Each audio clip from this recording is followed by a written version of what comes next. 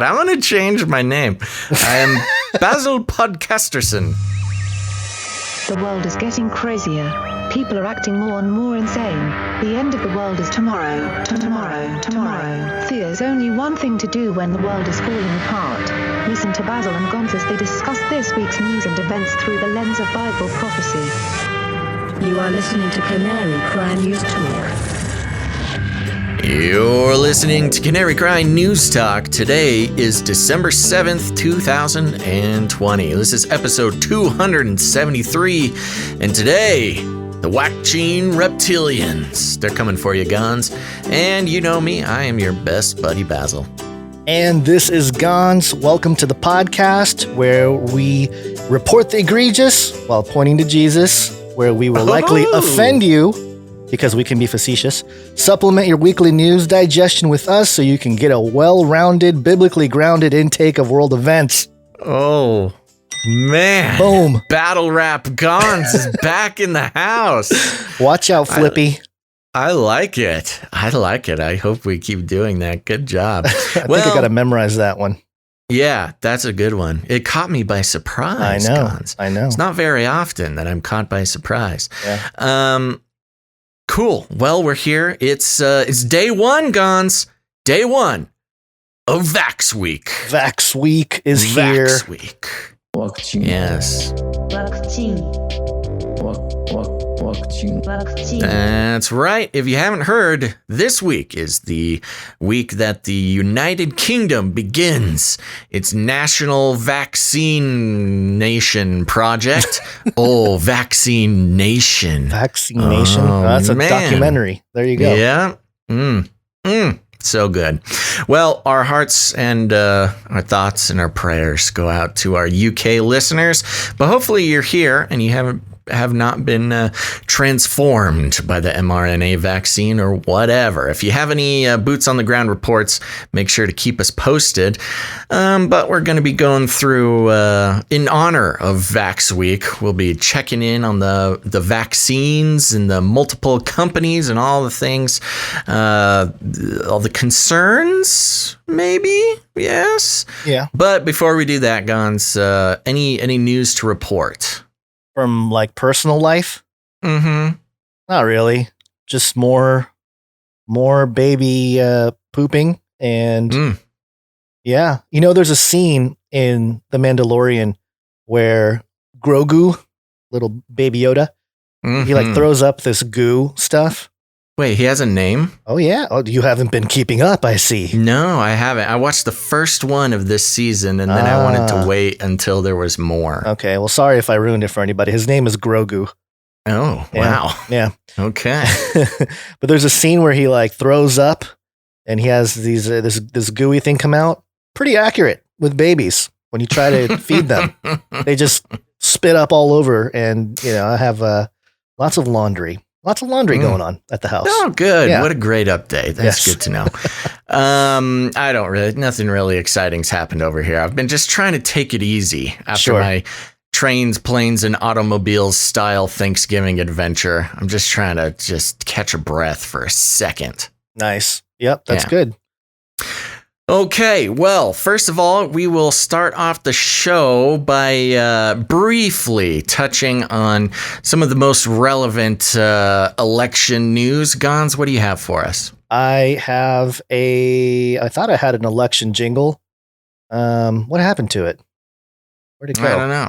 Well, anyway, yeah, I mean, I've been looking at the stuff. You know, it's, again, I'm just kind of waiting. You know, there's just no consensus amongst anybody. There's the right side of the aisle saying all the evidence is there, and the left side saying, look at all the stuff being thrown out of court. And nobody seems to know. I mean, nobody seems to understand exactly what is going on here. You know, there's just willful ignorance on one side, and on the other side, who knows what's going on? It's overly optimistic on one side and overly, I don't even say, maybe pessimistic. Pessimistic is too dark. But well, the strange thing to me with the whole, election fraud, voter fraud, two different things. Sure. is that the story has not changed for about a week. Yeah. There hasn't been any new anything. It's been sort of on this repetitive cycle of, the right coming out saying, look at all this evidence. The left going, this is baseless claims. There's no evidence.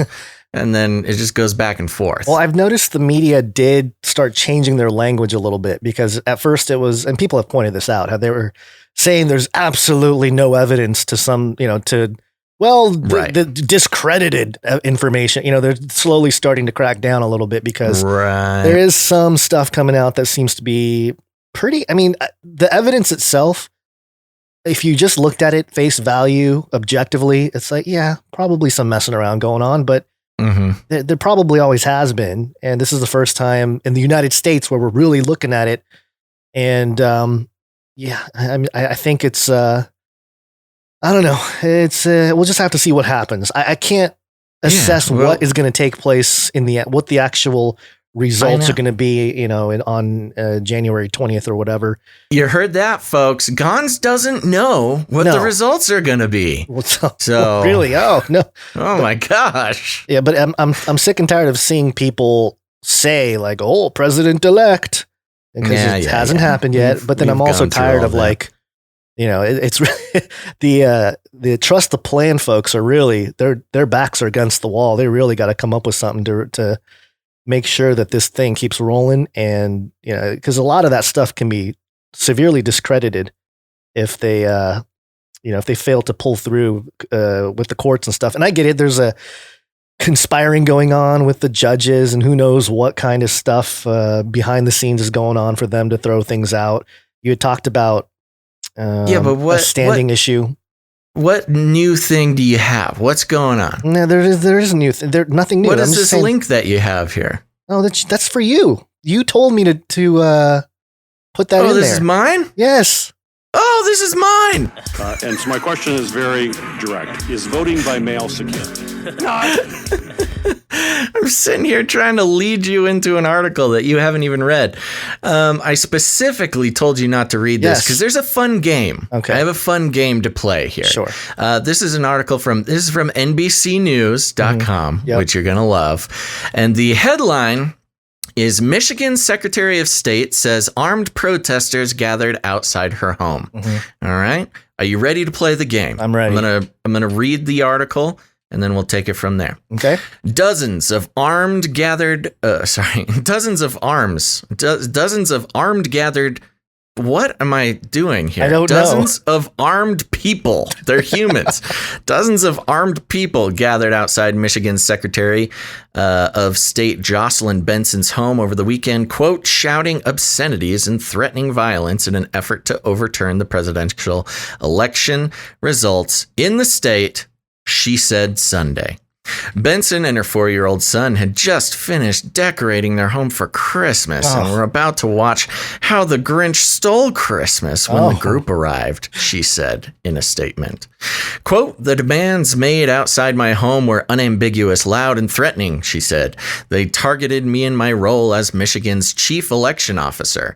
Quote, through threats of violence, intimidation, and bullying, the armed people outside my home and their political allies seek to undermine and silence the will and voices of every voter in this state, no matter who they voted for, she said.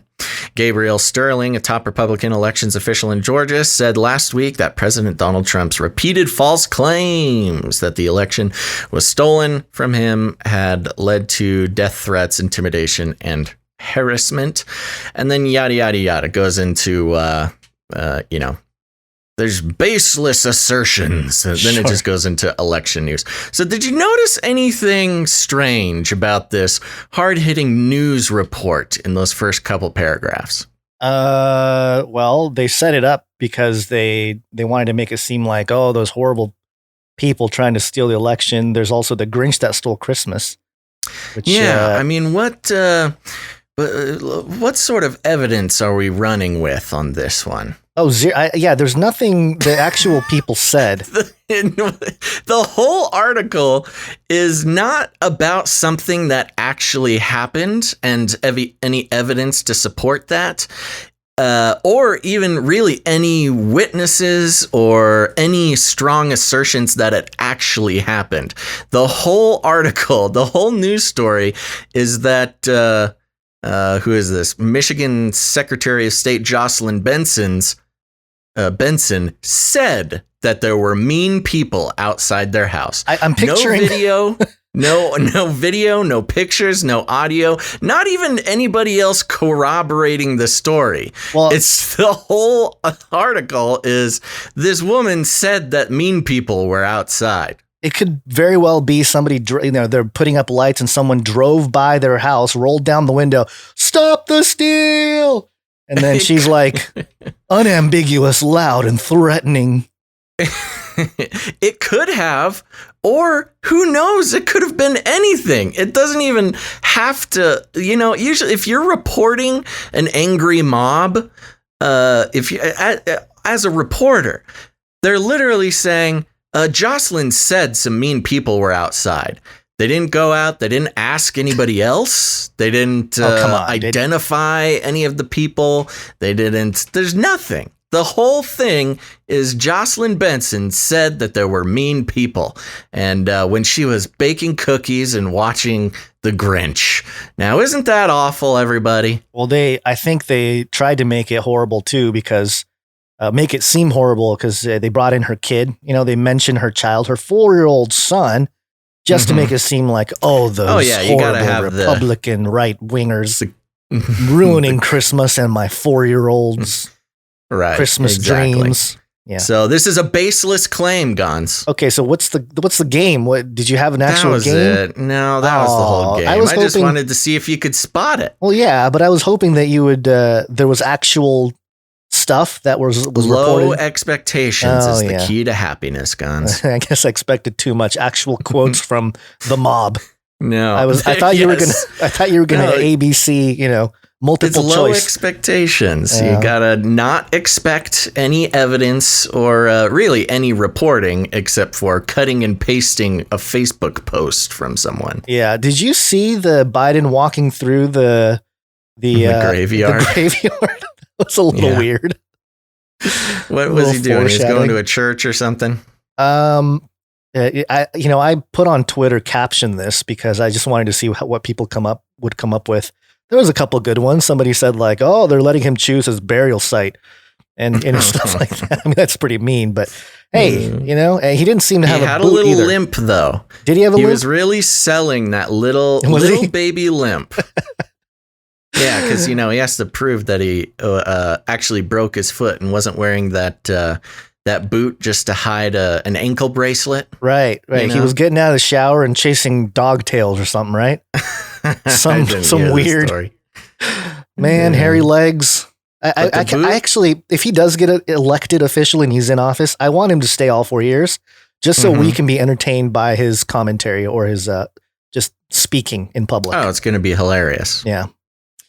Anyway. Okay. Well, real quick, I got a very quick Flippy update for you. Alrighty. Flippy update. Do you want fries with that?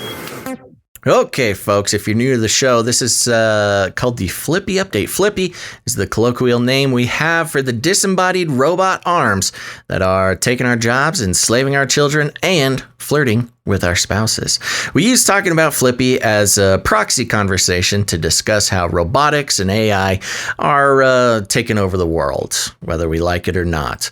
And today, I've got a story from bc.ctvnews.california. No, Canada, CA, Canada. What did I say? California. Oh, yeah. Oh, weird. Yeah, of course that's Canada. So, yes, some Canadian news here.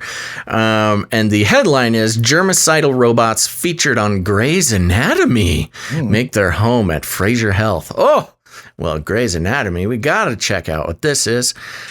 Let's see here. A fleet of TV star robots has joined the Fraser Health team to help combat COVID-19. The 14 germicidal irradiation robots target germs that linger on surfaces by emitting short pulses of ultraviolet light and made a recent cameo on Grey's Anatomy episode. Woo! Quote, the robots allow us to disinfect surfaces and high touch points in patient rooms. We also use it outside patient rooms in support rooms such as medication rooms, utility rooms, said Faoud Ibrahimov of Infection Prevention and Control at Fraser Health. The fleet cost $2 million to purchase, and frontline workers voted to name one of them Bonnie and the other one Henry in honor of BC's Provincial Health Officer, Dr. Bonnie Henry. Creative. Through their pulses of ultraviolet light, the Xenex Light Strike germ-zapping robot damaged the DNA and RNA of harmful viruses and bacteria, including COVID-19, C. difficile, Candida auris, and more. Quote, the robots light up a room as they disinfect, removing viruses and bacteria in as little as 20 minutes, reads an statement from Fraser Health. Yada, yada, yada. The rest of the stuff is nothing. So couple interesting points. These were robots that were first seen on Grey's Anatomy. So you've got some, a live action, what is this? Drama? No, a live action predictive programming happening. Programming, yeah. Yes. It would not surprise me if this Xenex Light Strike germ zapping robot, the company, paid a hefty price to get on Grey's Anatomy, to, put it on their media section of their website. So people are pretty stoked to have a TV star cleaning their hospital rooms with lights. I did find it interesting. We've talked about these zapping robots. Yeah, the ultraviolet light robots, even earlier on in the pandemic. These have been around for a while. But this was the first time that I had heard it described that the robots damaged the DNA and RNA of harmful viruses and bacteria. I'm kind of curious. I'm no scientist. I'm sure we've got some pros who listen to the show who can set me straight. How does the light know to kill the bad DNA and RNA of viruses and bacteria? And is it safe for human beings to get zapped by these robots? Yeah, there's a couple things to mention here. First off, this thing looks like a mushroom, but also kind of like a Tesla coil, and the light is super bright here, at least in the video they have. And it's like a bug zapper. It probably kills all the mosquitoes in the room too. Yeah, and it reminds me also of the in Men in Black. Remember the memory wipe? Yeah, it's kind of like that too. Super bright light. It's kind of like, oh, forget that you had a virus, or you thought you had a virus. And so I don't know. It's just a weird thing. And you mentioned how you don't remember them talking about these things. Destroying our DNA and RNA, but I think they did mention that before, that they basically destroy it. And I'm pretty sure we asked the same or similar question. Yeah. Well, I think the idea is that they essentially won't be zapping people because they're used either after hours or in empty rooms. You can see a picture further down in the image gallery there where the light actually will retract into the robot as to not, expose anyone while it's traveling around. Yeah. Yay. Yeah. Fantastic. Well, there you go. TV star robots are here to damage your DNA. Oh, I'm sure. Yeah, that's one of those things, it was part of the whole packaging, making sure if people are like, what is that? They say, oh, it's the same thing you saw in Grey's Anatomy. Yeah, and people saw it go, on Grey's Anatomy. So I want to be zapped by the Grey's Anatomy robot. Yeah. Okay. Anyways, there you go. That's Flippy update. All right. We got a bunch of updates here. I'll try to get through them quickly. This broadcast to give you a brief update. By the end of this timely interruption, you will be thoroughly updated. 33 is the number of completion of the Great War. 33 is the Illuminati dog whistle, and we always see 33 mentioned in headlines and all kinds of stuff. And we think it's some kind of elite signaling going on.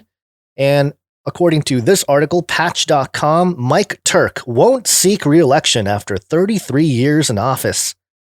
You know Mike Turk? Probably not. Nope. I didn't know Mike Turk. No. Joliet, Illinois. Rather than lose an uphill re-election bid, Joliet City Councilman Mark Turk announced on Sunday evening that he will not seek another 4-year term of office. He's been on the Joliet City Council since 1987. Mm-hmm. There you go. 33, they told him after year 33, get out. So there you go. I don't know if that's anything other than a headline, but maybe this guy's a Freemason. Who knows? He's in politics. There's a good chance that he's rubbed shoulders with the elite. That is dark the secret place to societies. do it. Yeah. Another 33 update. As usual, we always see 33 with association with a number of cases.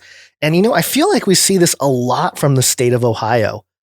Somebody maybe can go back and tally it, but this one's another one from Ohio, woub.org. Athens Co. confirms 33 COVID-19 cases for December 6th. So for the Athens Co. Is that Athens Company? Yeah, I think so. No, Athens County. Oh, Athens County, okay. yeah. 2,334 total cases of COVID-19 since the beginning of the pandemic, and 33 on Sunday. So, of course, all is going according to plan. You gotta put it in the news. 33. Yeah. So anyway, interesting how they have to put 33 in there and also report on what was it? What was this? Michigan Secretary of State saying people are yelling at them. Same level of reporting there. Okay, another one from this is RussiaToday.com. RT. This, Basil, we I don't know if people are listening to us and trying to, I don't know, man. RT.com. Russian authorities to investigate after forged negative COVID-19 test certificates. Oh, no. Found on sale for $33 each. Oh, my gosh. If you have been listening to our past episodes, we talked about the negative COVID, or at least the COVID-19 certificates, like the pieces of paper they're going to hand out, or little cards that say you got vaxxed. Yeah. And we were talking about how, hey, people out there, get ready, make the counterfeit. Get your Photoshop ready. Yeah, get your Photoshop ready. Make sure people have a copy of the thing. And then just to make things a little bit more interesting, sell it for $33 each. Yeah, that's so funny. That is very suspicious because, yeah, I feel like if you were going to make, fake negative COVID-19 test certificates and sell them, I feel like you could charge much more than $33. That is definitely a signaling price. Yeah, and also it is this is translated to 2,500 rubles, which is $33 each. Wow. Yeah. So maybe I should order some of these. Well, it just arrives in Russian. Just in case I got a negative test. Look. Just in case you find yourself in Russia, Mother Russia. Yeah. I just say I got tested by Russians. Oh, that'll be really. People will be very confident that you're negative. Okay, one more quick 33 update, and this one, NBCnews.com, and this is a little video/audio clip. Tonight, 33 million Californians hours away from a lockdown. There it is. 33 million Californians. Wow. I'm pretty sure California's population is a little bit more than that, or maybe it was 32.9 or something. Yeah, well, there's like 10 million in LA alone. No, 30. Okay, so in 2018, it was 39 million. Yeah. So what happened I know a bunch of people left, but did 6 million people leave? Well, from what I've heard, the lockdown doesn't go into effect in every place in California. Oh, just as long as it covers 33 million Californians. Yes, they just picked that number and went with it. I was going to ask, how is the lockdown going? It's Vax Week in the UK, and California just had its lockdown start a couple days ago. Are you doing okay over there? I don't notice anything different. Yeah. I don't think people are really buying it. I really think Newsom messed up with going to the French Laundry. And so silly. I think he messed it up. I think he messed up any kind of authority he had. There's a few people that are like, oh, Gavin's doing the right thing for us. And, they're virtue signaling on Twitter or whatever. But I think for the most part, people are like, yeah, none of this makes any sense. So, yeah, good thing. Even in California, folks, I know people bash California, but there's people at least are waking up, man. Yeah, it took Californians a little bit longer, but they're starting to wake up. Yeah, and we do have the clip and the story of the sheriff in. I'll continue my my praise of sheriffs as the coolest law enforcement agencies in America. Yeah, and we'll get there eventually in the actual Vax Week section. But for now, just remember, NBC News tells us 33 million Californians are prepared for lockdown. I think this scares other parts of the country more than the people here. The Californians are like, yeah, or whatever. And but then the other parts of the country are like, oh, the Californians are going on lockdown. Wear a mask. From how I've heard it described, the lockdowns are not. It's not a stay-at-home order. It's a lockdown on businesses. Well, it's supposed to be an economic lockdown. Yeah, it's supposed to. Well, it's the effects of it. I think it is kind of a stay-at-home thing, but they're not making it. If you read the actual paper and everything, it's very. It's very loose on exactly what you're supposed to do. And, so I don't know. Yeah. People. Well, that's what I was reading too. It sounded like they're focusing on closing down businesses and, restricting occupancy and stuff like that. But it's not like a strict don't come out of your house, no exercising allowed, no walking dogs, that kind of stuff. Yeah. Like it was the first time around with the lockdowns. Right. And also, we're going to move on from some of the 33 updates here. We have a Called It. Woo! And this is Reuters.com. Directed radio frequency plausible cause of Havana syndrome U.S. government report finds. Wow, they're kind of coming out with some declassification or something? Yeah, so this is interesting. Let me read a little bit of it. Directed, in quotes, radio frequency is the most plausible explanation for mysterious symptoms experienced by diplomats stationed in U.S. embassies in Havana and elsewhere, a U.S. government report said on Saturday. The symptoms appear, quote, to be consistent with the effects of directed, pulsed radio frequency energy, said the report by the National Academics of Sciences Engineering. Diplomats in some postings have been plagued with nausea, headaches, dizziness, and other unexplained symptoms. This Havana syndrome has long been the subject of intense speculation, given the nature of the symptoms, the location of the posting, and the silence of the U.S. government. And, of course, people like us and the conspiracy theorists were saying this was some kind of directed energy weapon or voice-to-skull technology ever since the beginning. We were like, oh, yeah, that's probably what it is. Yeah, well, that's what I love about this. It's, directed energy, voice to skull, radio frequency weaponry being used, conspiracy theory. And now they're coming out and saying directed radio frequency is the most plausible explanation for mysterious. Like, yeah, that's what we're saying. We've been saying it for a long time. Where once it was conspiracy theory, now it is the most plausible explanation. It's funny, too, because on Twitter, I noticed that Reuters tweeted this out, like their official account. And a lot of the responses were like, what? What does that even mean? What are you talking about? It's like, come on, folks. I feel like we're going to be getting a lot more of this in the next, who knows, maybe a couple years, where they're just suddenly going to be talking about conspiracy theories just as the most plausible explanation. Because, I mean, from our point of view, these quote unquote conspiracy theories, they just are the most plausible explanation compared to official stories or, the mainstream narrative or whatever you want to call it. We don't talk about these theories because they're implausible. We talk about them because they are the most plausible explanation. Occam's razor. So I feel like we're gonna be hearing more and more of this. Yeah. Speaking of stuff that we covered a long time ago, aliens. This is jewishpress.com, and actually I'm seeing on Twitter Galactic Federation is trending because of this story. Not again. Not again. Former head of Israel's space program. The aliens asked not to be revealed.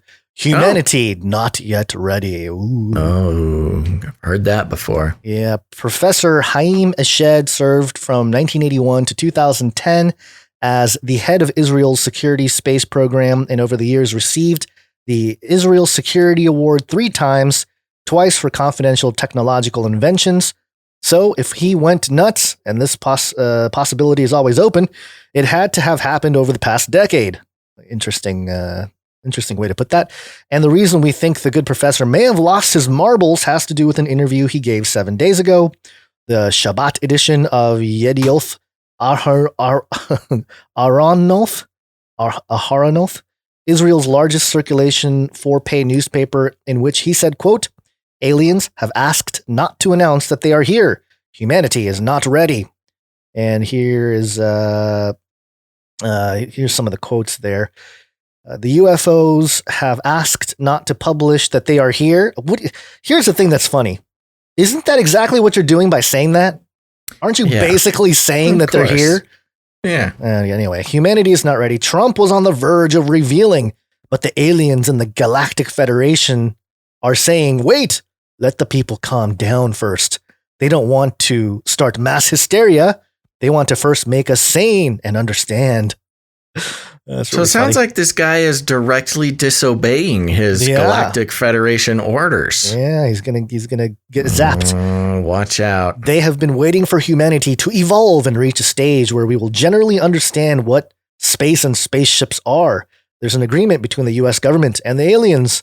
They signed a contract with us to do experiments here. They, too, are researching and trying to understand the whole universe. Where I lost my spot. The whole fabric of the universe.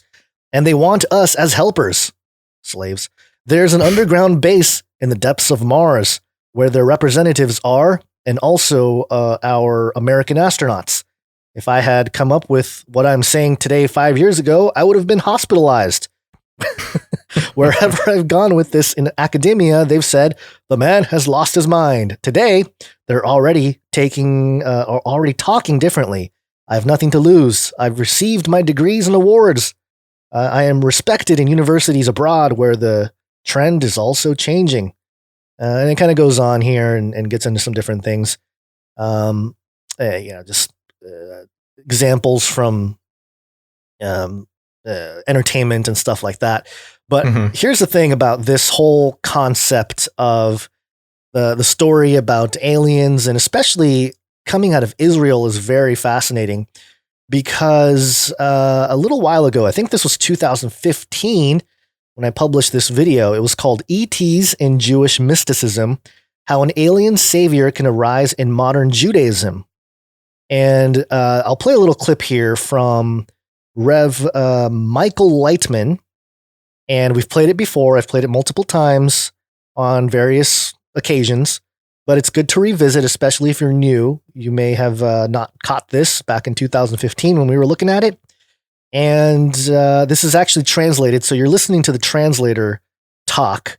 And so let me just play about a minute or so of what this guy, Rabbi Michael Lightman, says about aliens. Okay. We have to wake up. We have to remember that we have a special mission. And really, this isn't our place. We're coming from a completely different place. So we have to find our friends according to this awakening. Did you get a phone call? I got a phone call. He got a phone call, and so on. And then we gather as a group. So from this entire planet, we are aliens. We're coming from a different galaxy.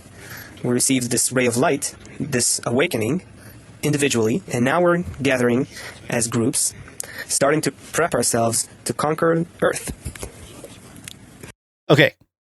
Did you catch that, Basil? We're trying to conquer Earth? Yes. So according to Rabbi Michael Lightman, the Israelites, the Jewish people, are the aliens. They are the aliens that came from... Let me continue on here because he talks about some more here. That's the mission. What? You don't see it? How do we conquer it? how do we conquer it? We're also sent the method. We're being shown everything gradually. We're being taught. Not taught, but kind of being trained, activated. And then that emotion and mind awakens in us. But in fact, it's new to us, but in fact, it's coming from our original planet. And thanks to that original natural force we have, we will take over. We'll take over those living on Earth. So, whoa! What event is he speaking at? What is this?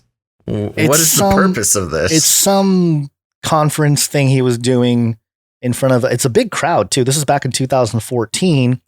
It's called Israeli Nation Lesson with Rabbi Michael Lightman. And it's a whole press room. It's not just like a little thing. He's a rabbi who's claiming that the Jewish people are aliens sent to conquer the earth? Yep. Wow. So he couldn't get away with that in 2020. Well, he can either get away with it or it's going to be, the big thing.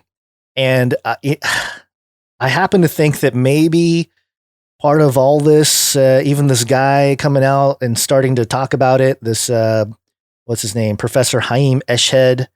More and more people are talking about it, and it all seems to surround Israel. And there's got to be something there. There's got to be something interesting where, because one of the early theories when I first started looking into all this, and I ran into L.A. Marzulli's work and discovered Derek Gilbert's work, and just early on, when I was trying to make sense of this whole alien thing, the conversation was, how is there ever going to be like a one world religion? How are people going to go? It's not Catholicism. You can't just, they're not going to be, oh, hey, all of a sudden, all these Muslims are going to turn to Catholics. But the alien conversation is sort of a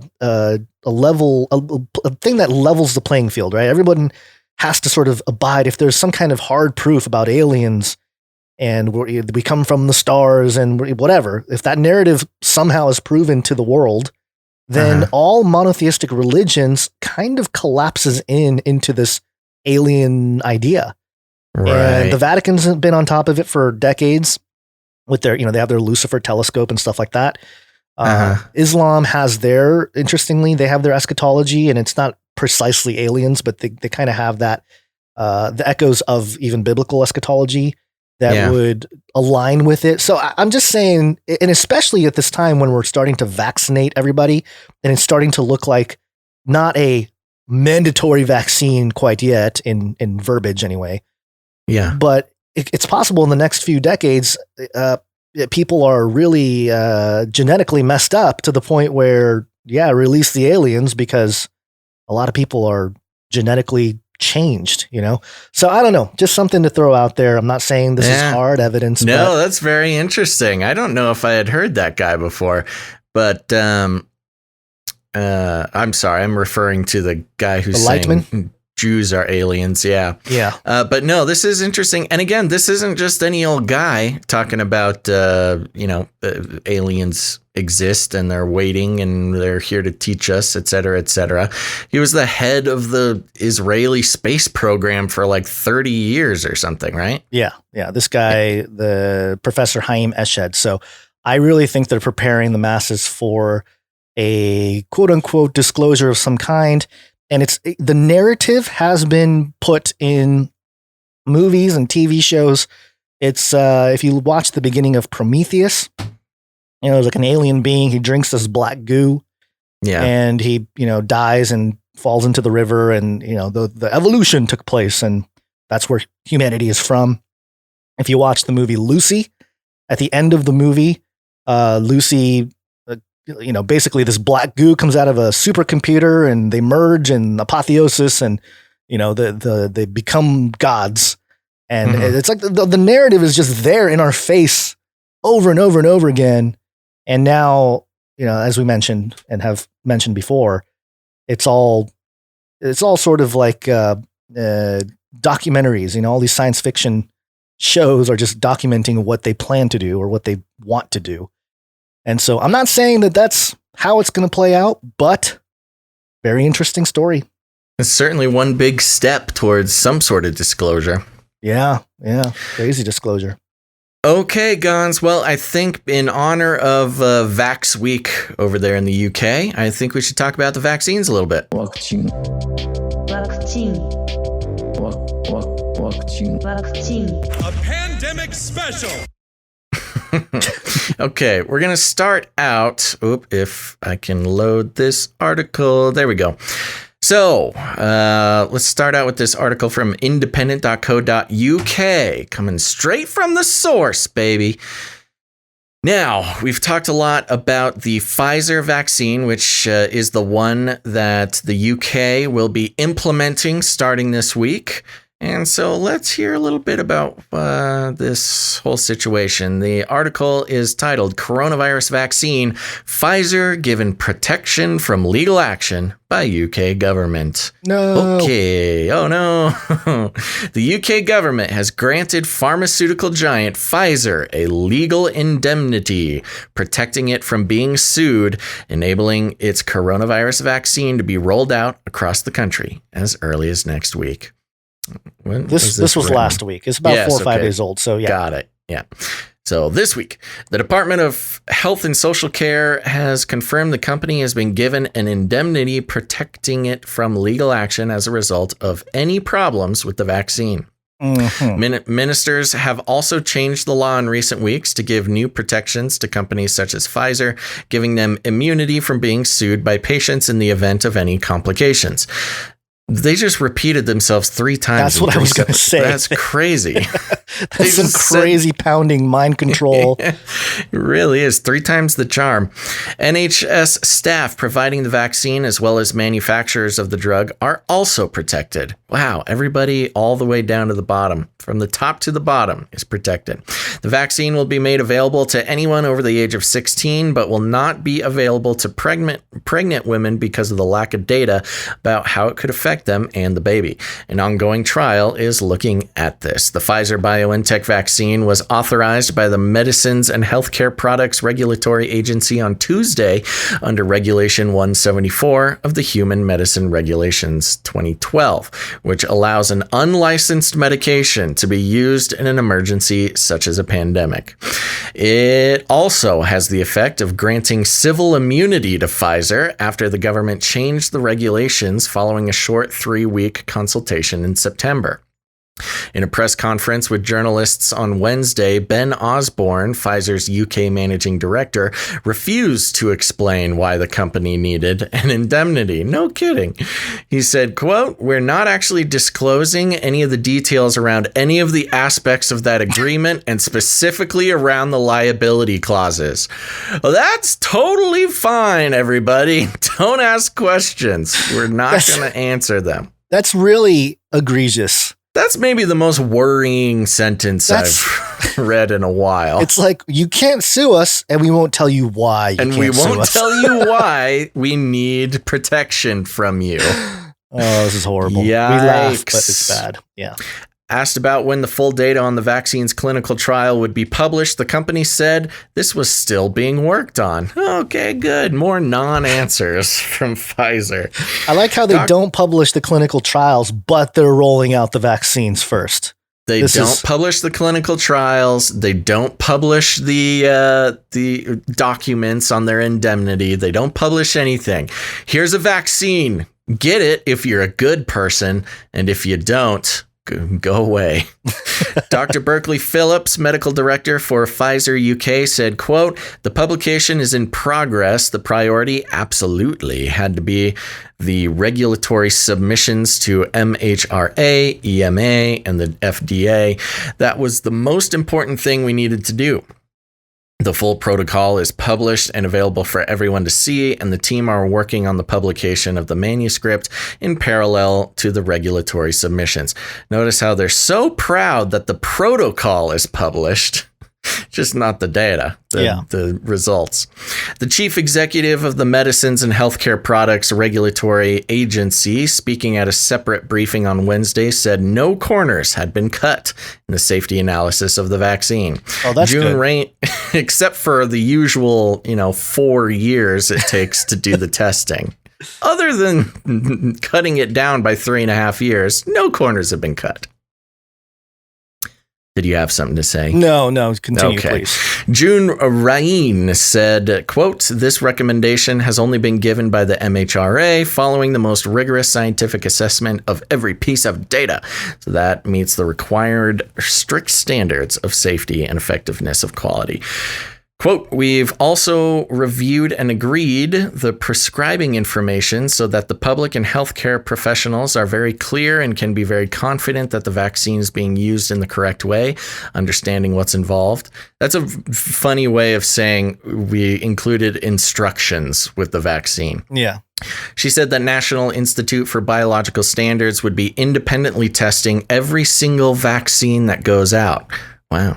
To ensure that it meets safety standards, the Department of Health and Social Care confirmed an indemnity was in place for Pfizer and added that the government would be adding the coronavirus vaccine to the list of vaccinations covered by the Vaccine Damages Payment Act. This pays out a one-off £120,000 pound payment to people who are permanently disabled or harmed as a result of a listed vaccination. So there you go. Don't worry if you become a quadriplegic because of this vaccine, you'll get £120,000, which should pay for about 6 months of your physical therapy. Wow. So there you go. This doesn't actually come as a surprise, but it's just good to put it on record. Not only that it is, of course, they have legal indemnity from being sued, as most vaccine companies already do in the US, but that, when a problem occurs, you will get the meager amount, the lowest possible payment that they could legally get away with. Yeah, and this just hit the news, I guess, about an hour ago. According to the New York Times, Trump administration officials passed when Pfizer offered in the summer to sell the U.S. more coronavirus vaccine doses. People familiar with the matter said, which is always kind of whatever. Now Pfizer may not be able to provide more doses to the U.S. until next June. Oh, no. Lockdown forever. So there you go. That's wow. Yeah, again, not surprising, but man, this type of thing, this is why, and a lot of vaccine companies have had protections like this. And I'm glad we're putting it on record because it should alarm anybody, even your normie friends.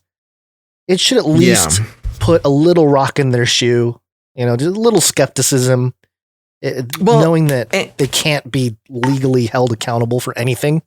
And Gonz, it's been a while since I've done the research on the vaccine courts where you can, try to get your meager payment if a vaccine really screws you up. My understanding is that that's not actually paid for by the company, that it's a government organization. Right. Yeah. So if a vaccine made by Pfizer does something horrible to you, you can't sue Pfizer, but you can sort of appeal to the vaccine courts and get some sort of compensation. But I believe, if I remember correctly, which I could be incorrect, but if I remember correctly, it's taxpayer dollars paying for the mess ups of the vaccine company, which again, in America, that's also not very surprising. How much was the little fund they have? Haven't they spent like $4.5 billion already? Yeah, it's been over $4 billion over a few decades, which is surprisingly small. It is small, and I think it's very difficult to even get that money. You have to really they put you through the rigmarole. It takes years. Yeah, it takes years, and it's very selective on who they give the money to. Because if they give it to the wrong person, it's like insurance too. They'll nitpick every little detail and protocol to make sure that they don't have to give you money. Well, I'm sure if we get unwittingly jabbed and there's some complication with you and I, Basil, we're not going to get the government bailout money. No compensation for us. They'll take a look at our social media history and they will say, "No, we hope you die." That'll be their take. But yeah. Okay. So more along the Waccine trail. 666. Oh yeah. NewYorkPost.com. De Blasio urges New Yorkers to embrace COVID-19 vaccine at Bronx church service. Okay, so here's what it says. Yeah. What is he doing talking at a church service? I don't know. The devil may be in the details, but he's not in the coming coronavirus vaccine.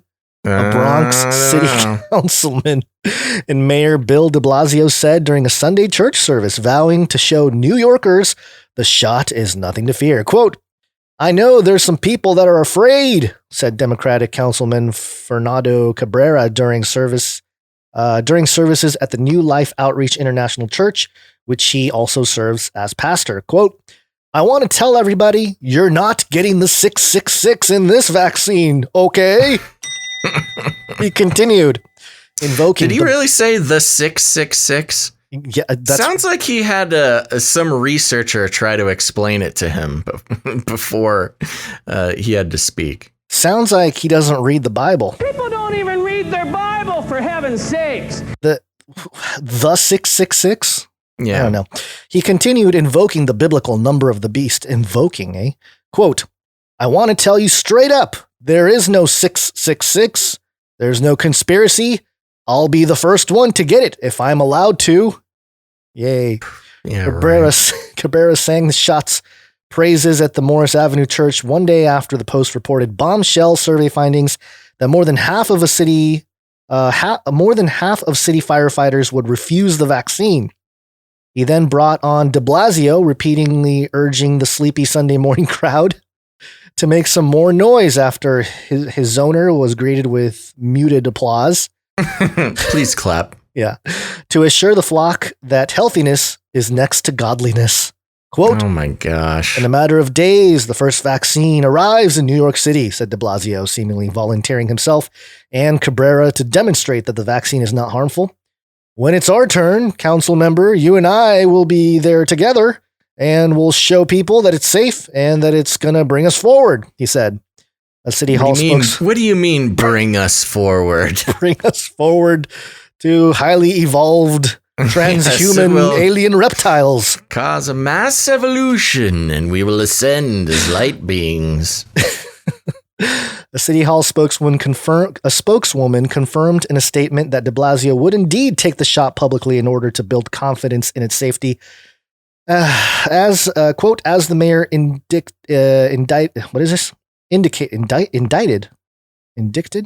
today, he will take the vaccine in a public setting with community leaders to show New Yorkers that it's safe and effective. Sorry, I'm rushing through here. The polls boosted the vaccine in the wake of a new survey of 2,053 members of the Uniformed Firefighters Association Union and found 55% would not get the potentially life-saving shot. The overall number of responses accounts for about a quarter of the UFA's total membership. The skepticism extends to the general public, with 20% of New Yorkers saying it in a recent Department of Health poll that they would not get the vaccine, and 27% saying they are unsure. There you go. More about Pfizer and blah, blah, blah. But yeah, there you go. They're trying to really, this, again. De Blasio. This vaccine doesn't have the 666 in it. I'm very appalled. Maybe I shouldn't be. I mean, nothing surprises me anymore. Kind of insulting that you would try to make this case and do it so poorly. Do it poorly, and also, that was the pastor there of the church that actually said that, Cabrera. It wasn't de Blasio himself, but I mean, I'm sure de Blasio was like, "Hey, you got to tell him. You got to tell him. You got to tell him it's the 666. It's not the devil." But yeah, it's alarming to me, and it should be alarming to everybody out there that's, again, skeptical of this whole thing, normie friends, whatever, that all these politicians are like, "Oh, hey, here, let me take the vaccine first. Look at me. Nothing's going to happen." Yeah. That in itself should be as if anybody buys it. Yeah. It's just weird. It's a weird thing, and it should raise more skepticism. Not you know less. what it is? It's more of a virtue signaling than it is anything else. Totally. Because to the people who are already bought in and want to get the first round of the vaccine and are they're camping out in front of the vaccine dispensary like it's a new iPhone. Oh, I'm choking on myself. You got they zapped you with the Rona. Oh, too much spit. Yeah, for those people who are already into it, they're like, oh, look, he's such a good politician. He's going to take it to convince all those Trump supporters that they should take it. When in fact, it literally, I would be willing to bet that there's not a single person who wasn't planning on getting the vaccine that is convinced by that. That would be a great sociological paper, a few years from now. Somebody studying sociology, see how much this campaign of politicians actually changed the minds of the people. Yeah. I would the say thing. These politicians, I think they're realizing that they don't really change the minds of anybody. They're more of a product, I feel like, because a politician, what do? They say what they got to say to get elected. They don't say something to change other people's minds. They're just saying what polling and their researchers say is a good thing to say to keep getting elected. And I feel like that's one of the things that kind of irks me the most is when somebody's like, "Oh, I love this politician." You don't say. Here's what you don't hear. What you do hear is, "Oh, I love that politician. He's just saying what we're all thinking." You hear that, but you don't hear, "Oh, I just love that politician. He's saying new things that I've never thought of before and has really changed my mind." Yeah, that almost never happens, and I'd be surprised if it ever does happen. But you know who changes minds? Who? Podcasters. Oh, you know who changed my mind? Who? Santa Claus. Oh no! Merry Christmas. Jeez. Express.co.uk. Santa to get COVID vaccine first so he can deliver Christmas gifts. Van Tam tells children. What? Are you convinced? Oh, Santa's getting the vaccine now? Yeah. Well, if Santa gives it, then I gives it. That's hilarious. Oh, I know. This is let's see. Jennifer from St. Albans told Professor Jonathan Van Tam that her 3 children have been asking if Father Christmas will get the coronavirus vaccine. Professor I don't think Van they're Tam, calling him Father Christmas. Yeah, Professor Van Tam stated that the Joint Committee on Vaccination and Immunization has made special consideration for Santa. Wow. Speaking on the BBC, caller Jennifer said, okay, so they're just reiterating the whole point there. Now, that's kind of sick. That does come across as a little sick to me. Yeah, this is the Deputy Chief Medical Officer for England saying, "Oh, it's okay, children.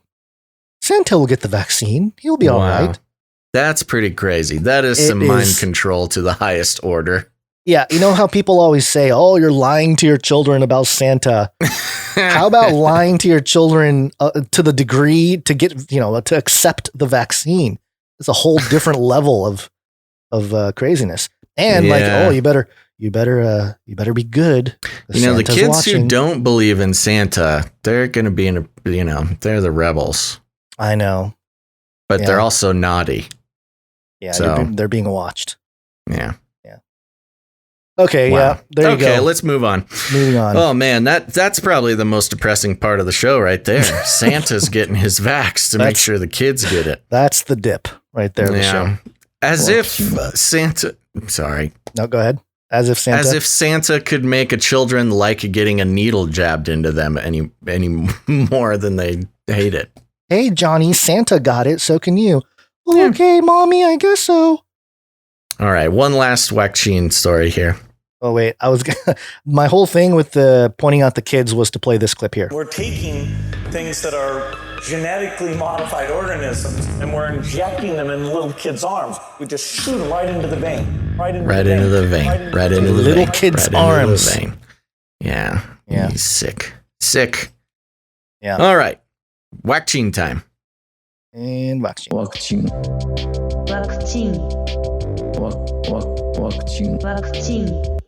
Okay, lastly, coming from thehill.com here, employers debate whether to require COVID-19 vaccine for workers. And this might be the most important part of the conversation here because, of course, we know that the economic lockdowns are the most brutal part of this whole thing.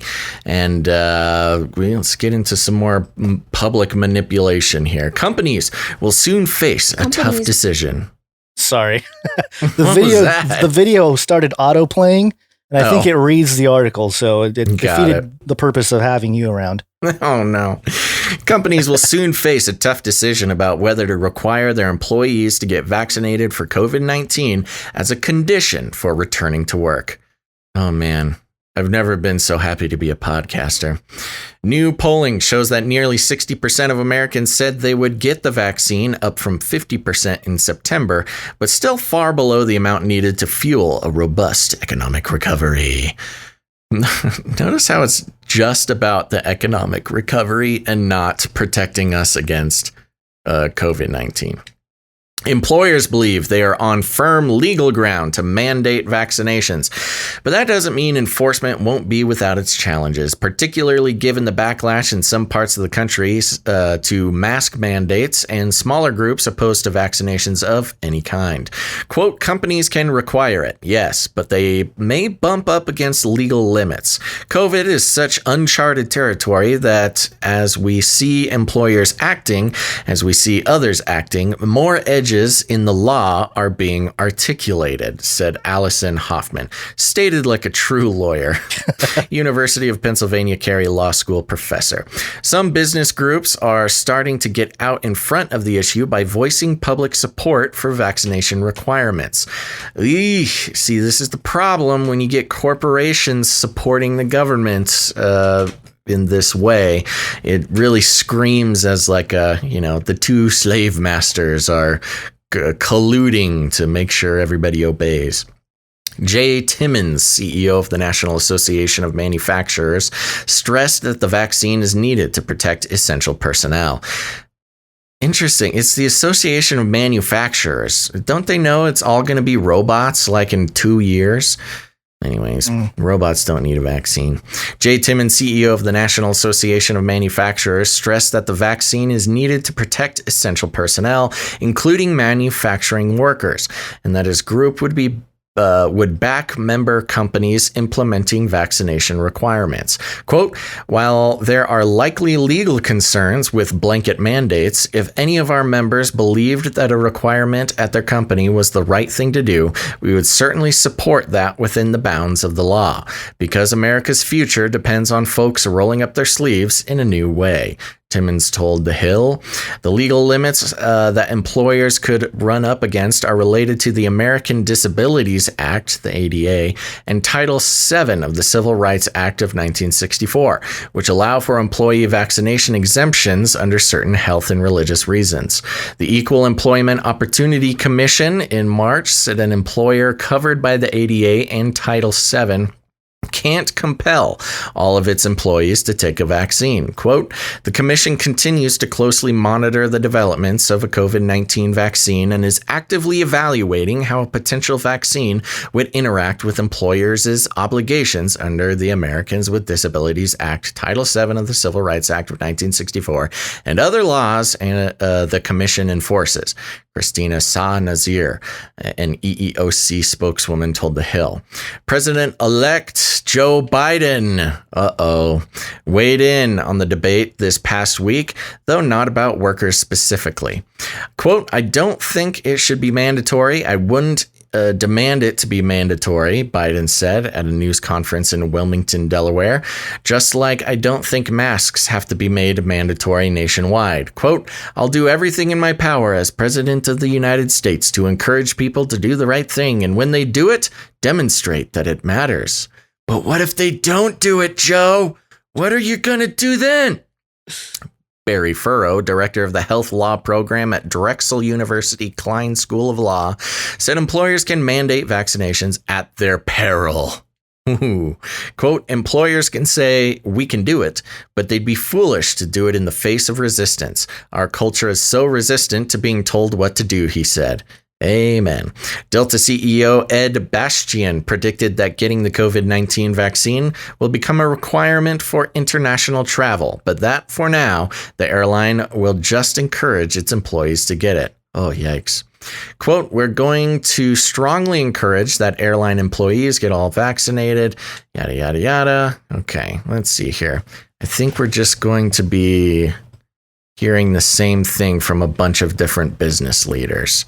Quote, I think a lot of this will come down to how aggressive employers are with mandates. How are people feeling about the vaccine? How much time will there be for people to get comfortable with the vaccine?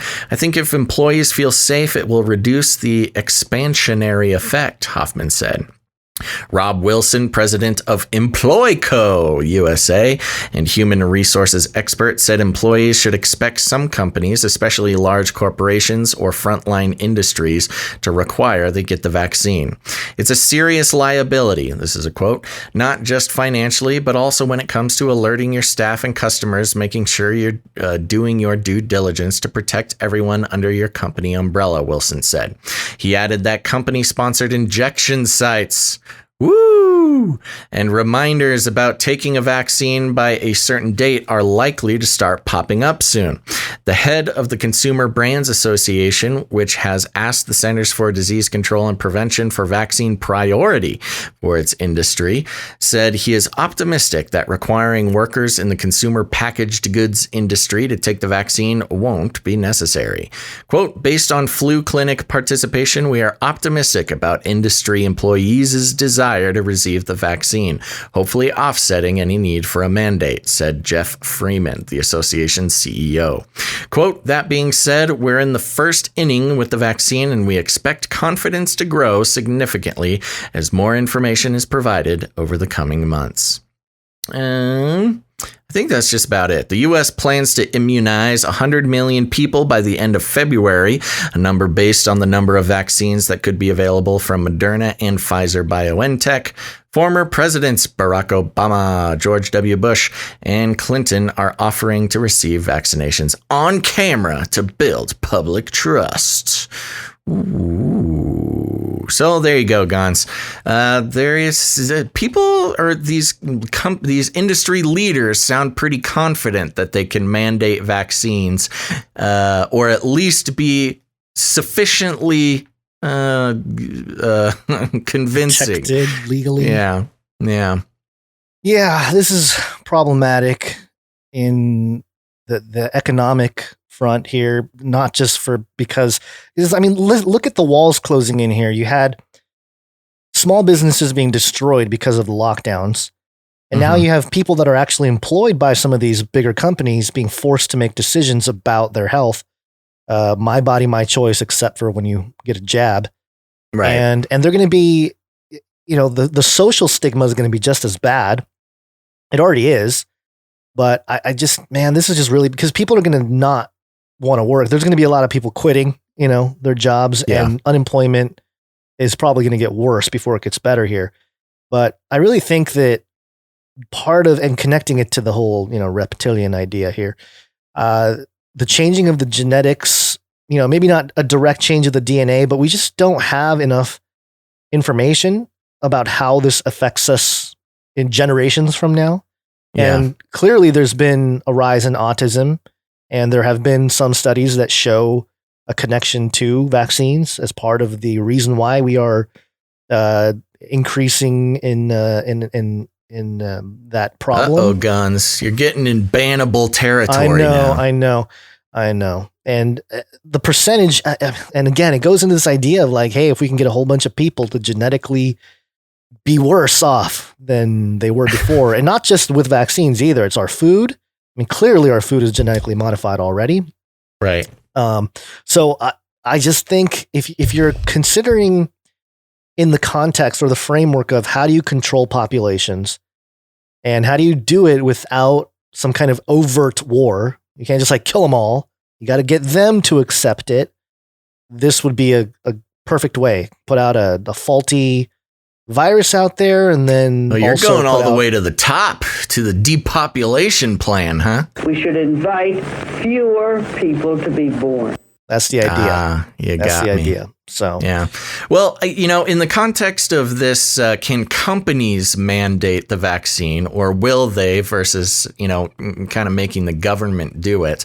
I see this as sort of a round one of testing mandates. I kind of feel at this point, the government isn't going to come right out and mandate the vax right away.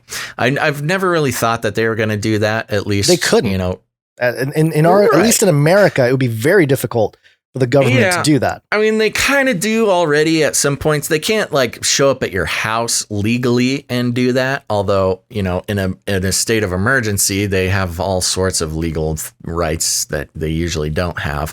But, the round one would be, hey, get the corporations, it's, you can either work or don't get vaxxed. You can't have both, right? Right.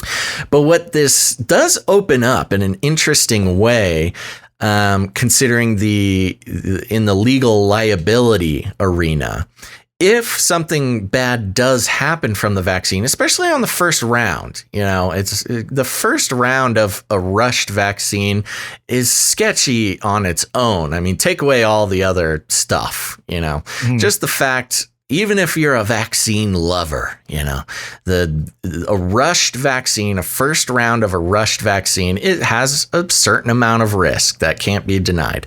And so given the fact that the vaccine companies are indemnified from any legal action, if a corporation does mandate their people, get vaccinated or you're fired type of situation, I'm really curious if this opens up those corporations to liability. Because, they're probably, it's probably going to have to be, it'll be tough. Because companies can fire you for many different reasons. And it doesn't have to be anything that but they also can't fire you for many different reasons. True. That's true. They can't just fire you for no reason. And if they do, you can get a settlement on that. And so that'll be interesting to see if there's some vaccine anti-vax people. Maybe they'll claim Title VII or ADA or something like that, where they don't have to get vaccinated. And then who knows? We'll see. I have a feeling that it's going to take about a year for some sort of mandate to come around. Yeah. Plus, I think companies can kind of get away with the remote work situation that we have now, where, companies are still in business, but a lot of people aren't meeting in offices. They're doing remote work.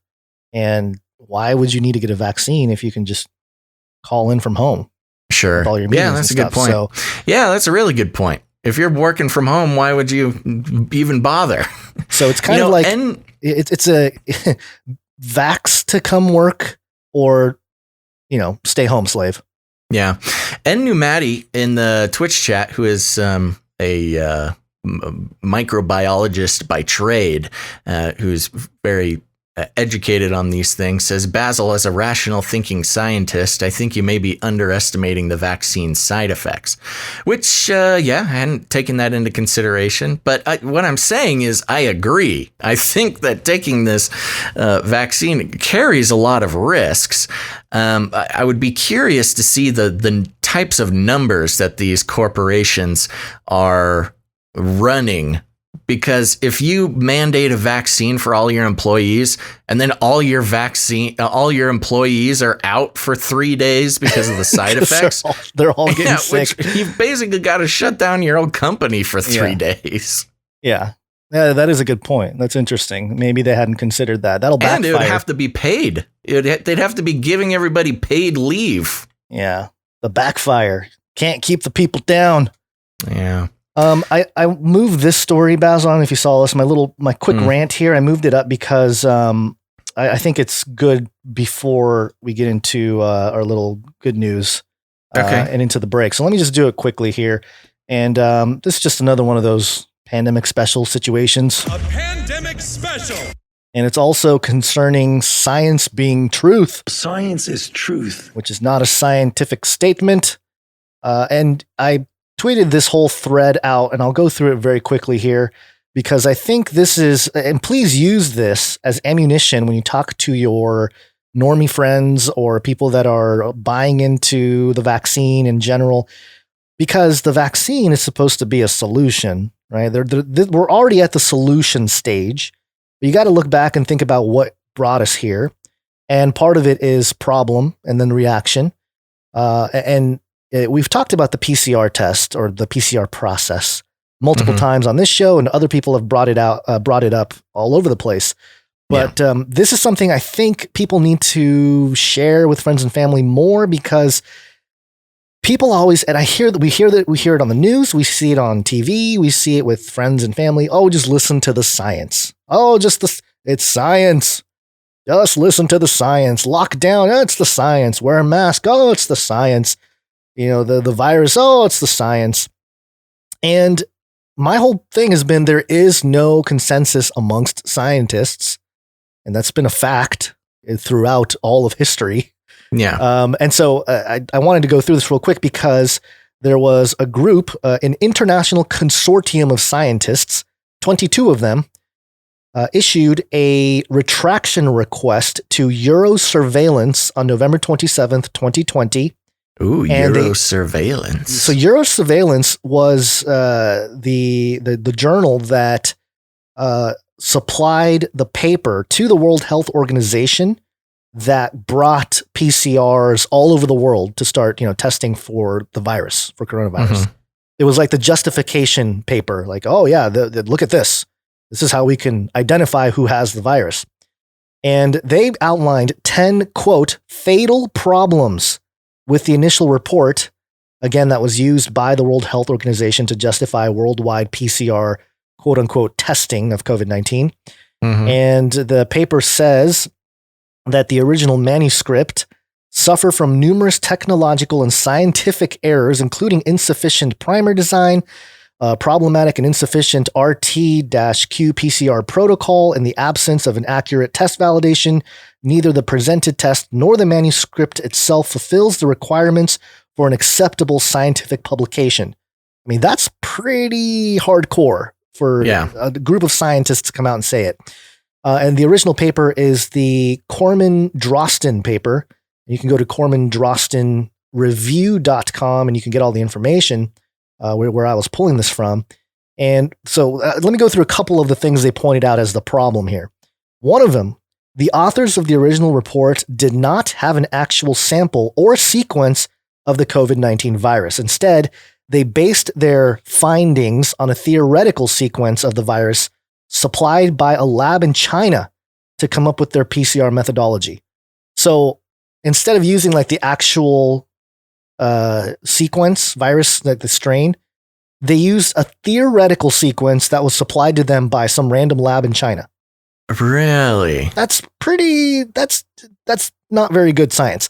So the PCR is not even based on a real organic sequence, DNA sequence that they're searching for. It's just something China gave us. The original, the original study that justified PCR all over the world was not based on the actual COVID-19 strain there. And this is straight out of their document. They said, quote, "We aim to develop and deploy robust diagnostic methodology for use in public health laboratory settings without having virus material available." They admitted in the paper, oh, we don't have any of the virus material, but here's what you can do to identify the virus. What? That doesn't make any sense. Okay. Second, I'll skim through this real quick, but basically they said, quote, this is the rebuttal, "The functionality of the published RT-PCR test was not demonstrated with the use of a positive control, isolated SARS-CoV-2 RNA, which is an essential scientific gold standard." So in other words, they didn't provide any examples of the test actually identifying SARS-CoV-2. The bats they used as sort of the origin of it were from Europe, not China. And the other part of the flaw was that the gene that they use, and I'm not a scientist, I'm not a biologist, I'm just reading what they published here and reporting it to you. According to them, the scientists that rebutted this, the target gene to identify SARS-CoV-1 and 2 was so broad that it detects a variety of SARS viruses. Right. And they actually stated, quote, "This is another major design flaw which classifies the test as unsuitable for diagnosis." Unsuitable. Yeah. These are sciences. Let me run through here. PCR. We've heard a lot about the PCR tests and the cycles. They basically confirm the idea that anything over 35 cycles is not good. They've even cited other reports or articles that suggest that anything over 35 cycles is only detecting dead viruses. And the WHO, the World Health Organization, recommends 45 cycles. So there you go. This is ridiculous. Right. Yeah. So the PCR test is something that people, or the process. People have pointed that out about the cycles, and the paper even included a mention, a historical false quote outbreak of a respiratory illness back in 2004 to 2006 due to faulty PCR application. So it's almost like they had a test run of this back in 2004 to 2006. This is a PubMed.gov article titled "Outbreaks of Respiratory Illness Mistakenly Attributed to Pertussis," which I think is like the whooping cough, New Hampshire, Massachusetts, and Tennessee, 2004 to 2006. And it was because of the PCR that they were unable, that they falsely said, "Oh, there's an outbreak," but it wasn't. Yeah, that was the funniest part about this whole stream that you put together here was the PCR test, as they call it, already caused a false scare of a pandemic. Right. Like 15 years ago. Yeah. So, yeah, they have a model to go off of. They probably thought, oh, this worked, so let's just go with it a little more. Yeah. The original report did not provide an SOP, that's a standard operating procedure. So that means laboratories can do whatever they want. There's no basis to which there's no standard, which is another problem. And it gets really egregious here. According to those 22 scientists, the original report was not peer reviewed. So they submitted the paper on January 21st and it was published by the 23rd, which is pretty quick for a scientific paper to go through. And this is them. They stated, quote, 24 hours are simply not enough to carry out a thorough peer review. Any molecular biologist familiar with RT-PCR design would have easily observed the grave errors present in the Corman-Drosten paper. And there was even a conflict of interest that they pointed out. Wow. Two authors of the Corman-Drosten paper, Christian Drosten and Chantal Ruskin, are also members of the editorial board of this journal. So, hello, yeah. If you're on the editorial board, conflict of interest, anyone? If you're on the editorial board submitting papers, you might have a little advantage to get the paper through. And just to get my own self straight here, you're saying this was the paper that was instrumental in getting the PCR test sort of approved as the test for coronavirus, standardized across the world, at least from the World Health Organization. Not peer reviewed. Yeah. They didn't use an actual isolated, sequence for the virus. No. They gave 24 hours for peer review, and one of the guys who wrote it was on the board for the journal. Yeah. So okay, problems. Yeah, this sounds legit. Sounds legit. And they also mentioned that the original paper said that they had 4 false positives out of 310 tests, and if you apply the same percentage, which is like 1.6 or 7% or something like that, if you apply the same percentage to the number of PCR quote unquote tests that have been done on Americans, you're talking about 2.3 million tests that could be a result of false positives. Yeah. Wow. So that's a lot. 2.3 million is a lot. And the scientists suggest that that's a low number, that there's probably a lot more than this low percentage here. Right. And the last thing, they talked about lockdowns, and this is where it goes into the sheriff's clips here. But they basically stated that lockdowns are, quote, increasingly bizarre and illogical restrictions. Those are their words. And they talked about how it's only going to cause more inhumane treatment of the populace, especially the elderly, reprehensible economic damage, and, quote, loss of democracy and human rights. These are scientists saying that lockdowns will cause loss of democracy and human rights. For anybody that, and if you have friends or family, listen to the scientists. Well, that's what they said. These scientists, anyway. Yeah. And so, again, is there a strain of like a flu-like thing out there? Sure. Is it infecting them as many people as they say? I'm highly skeptical. Maybe not. I'm highly skeptical.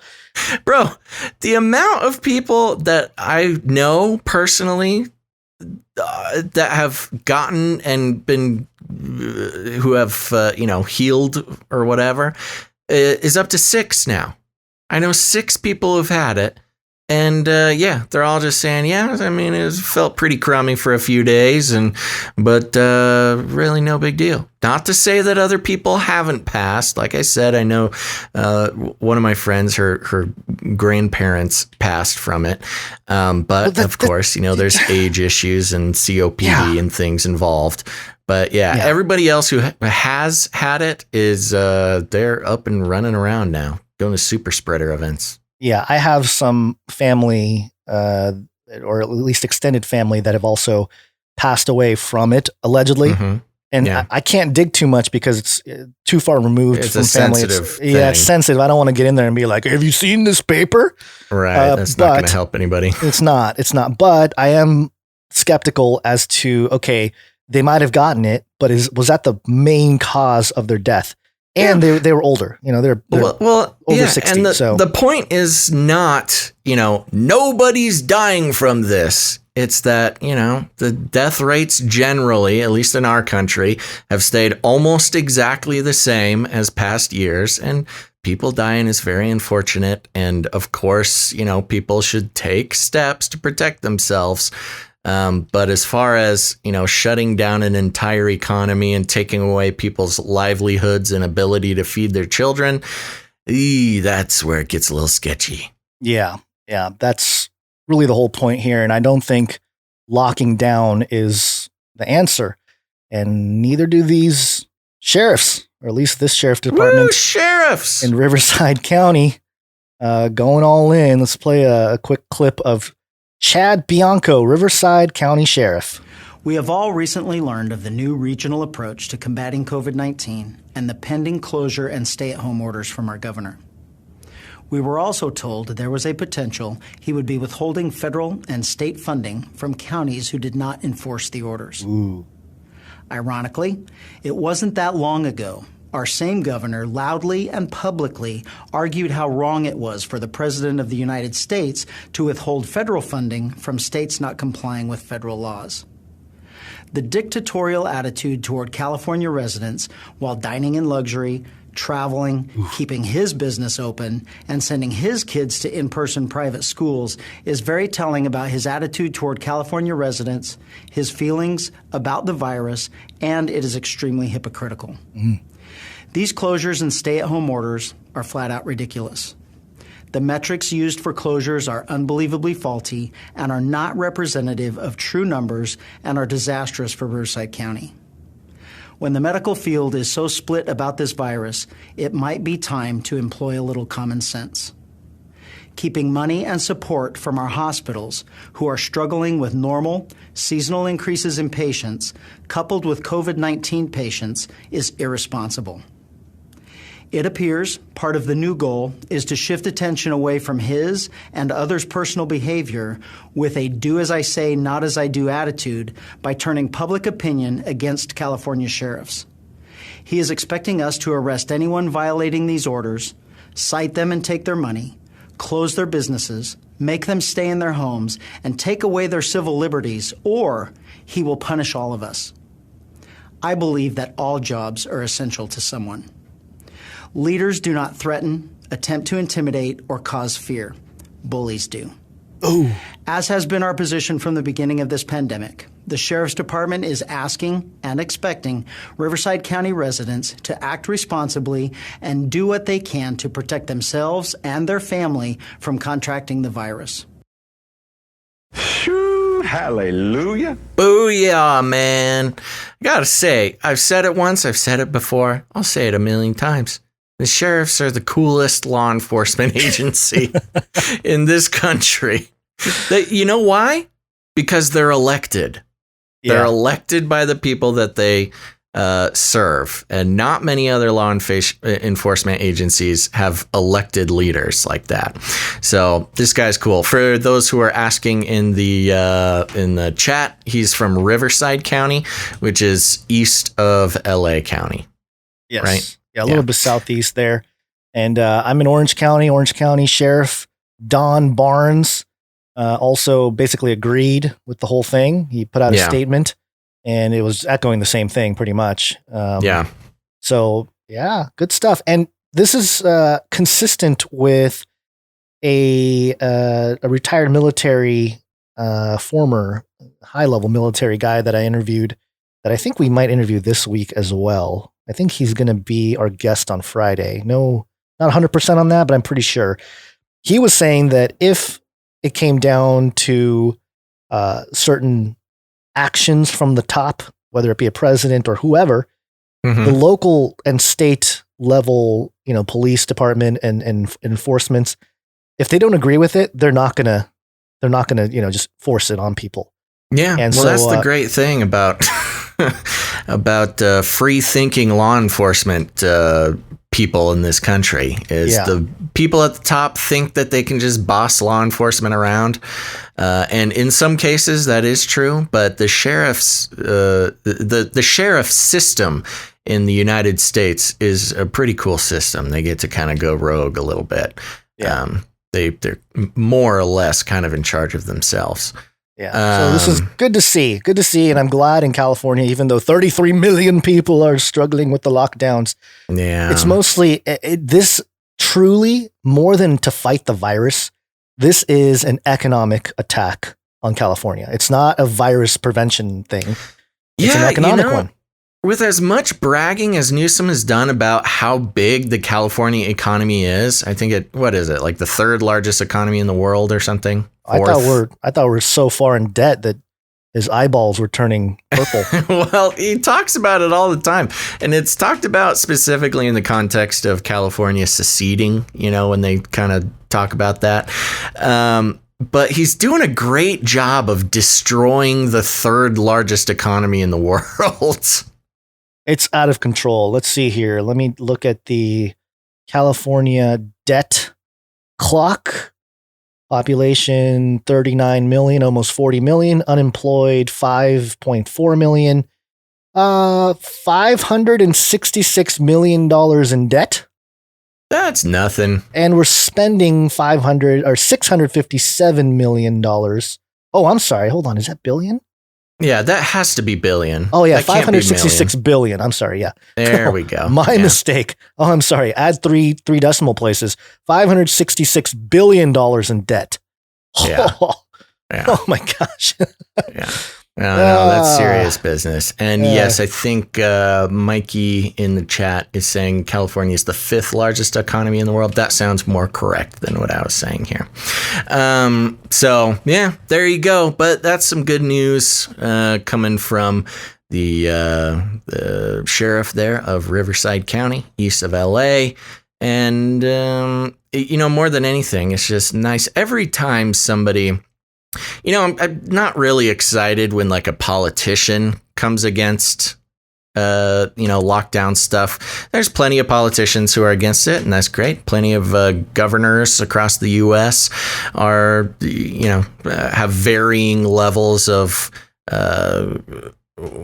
disobedience from what they're being told to do. But the thing is that governors, they really don't have a direct connection with the people that they govern, as well as sheriff's departments do. Sheriffs are directly elected, and they're pretty much in contact with their people all day, every day. So it gives them a little bit more say when they're talking about not locking people down. So anyways, there we go. This guy rules.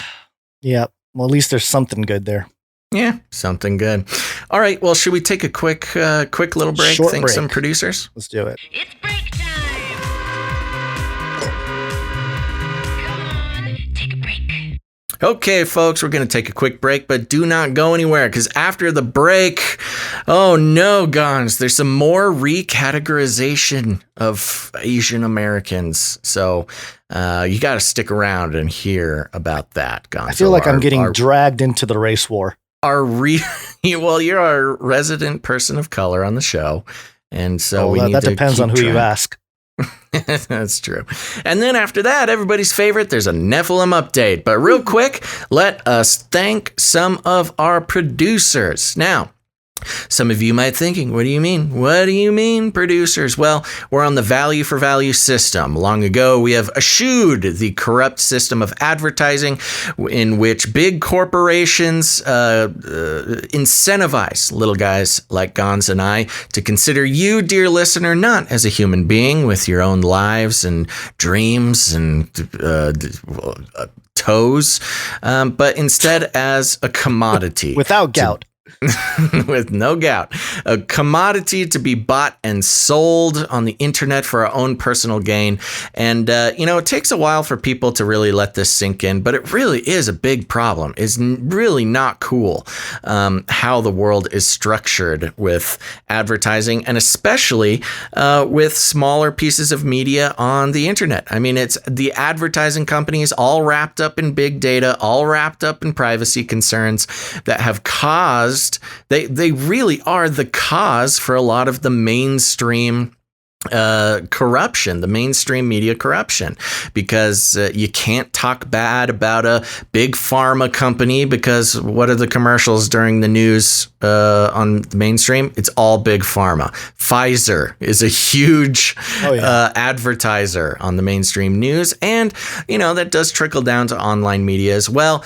Long ago, we decided that we are going to divorce ourselves from the tight icy grip of the advertising industry, and that if we were going to keep this show going, and if we were gonna make it a long-term full-time thing, that it was not gonna be like that. And thankfully our producers have stepped up. That's right, we're on the value for value system, which means that you, dear producer, get to choose the value of your media.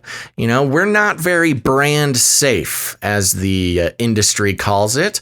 So, if we were taking advertising dollars, that would make it so we could talk about some things, couldn't talk about other things, might get paid a little bit more to make sure we put certain big corporations in a positive light. As long as we can sell mattresses and underwear or something, we'll see what could happen. But instead, our producers have decided to also rebel against the global theology of advertising and put their own value on the media that, they value. And so, first of all, the first way that we will thank some of our producers have decided to support the show with their treasure, and we are so very grateful to them for that. The first way that you can... Oh, yeah, I see that. Do you want to do that right now, Gonz? You can. Just whenever you feel. Let's do it after. We'll do it. Okay. We'll do it before the art. The first way to do that is by heading over to patreon.com/CCNT for Canary Cry News Talk. And we have 3 new producers over there. First of all, This Intangible Existence upgraded their producership. So thank you very much, producer This Intangible Existence, a musician who I talked to on the Joyspiracy Theory for an episode. It was a great one. All right. So thank you, This Intangible Existence. Next, we have producer Rebecca H. Thank you, producer Rebecca. Thank you very much, producer Rebecca. Next, we have producer Gary. Thank you very much, producer Gary H. Thank you, producer Gary. Then we also have patreon.com/Canary Cry Radio. Canary Cry Radio is technically our interview style show. We had a great conversation with Jay Dyer on Friday for Canary Cry Radio. And over on the patreon.com/Canary Cry Radio, we have Aiden M. coming in and upgrading his producership for Canary Cry Radio. Thank you very much, Producer Aiden.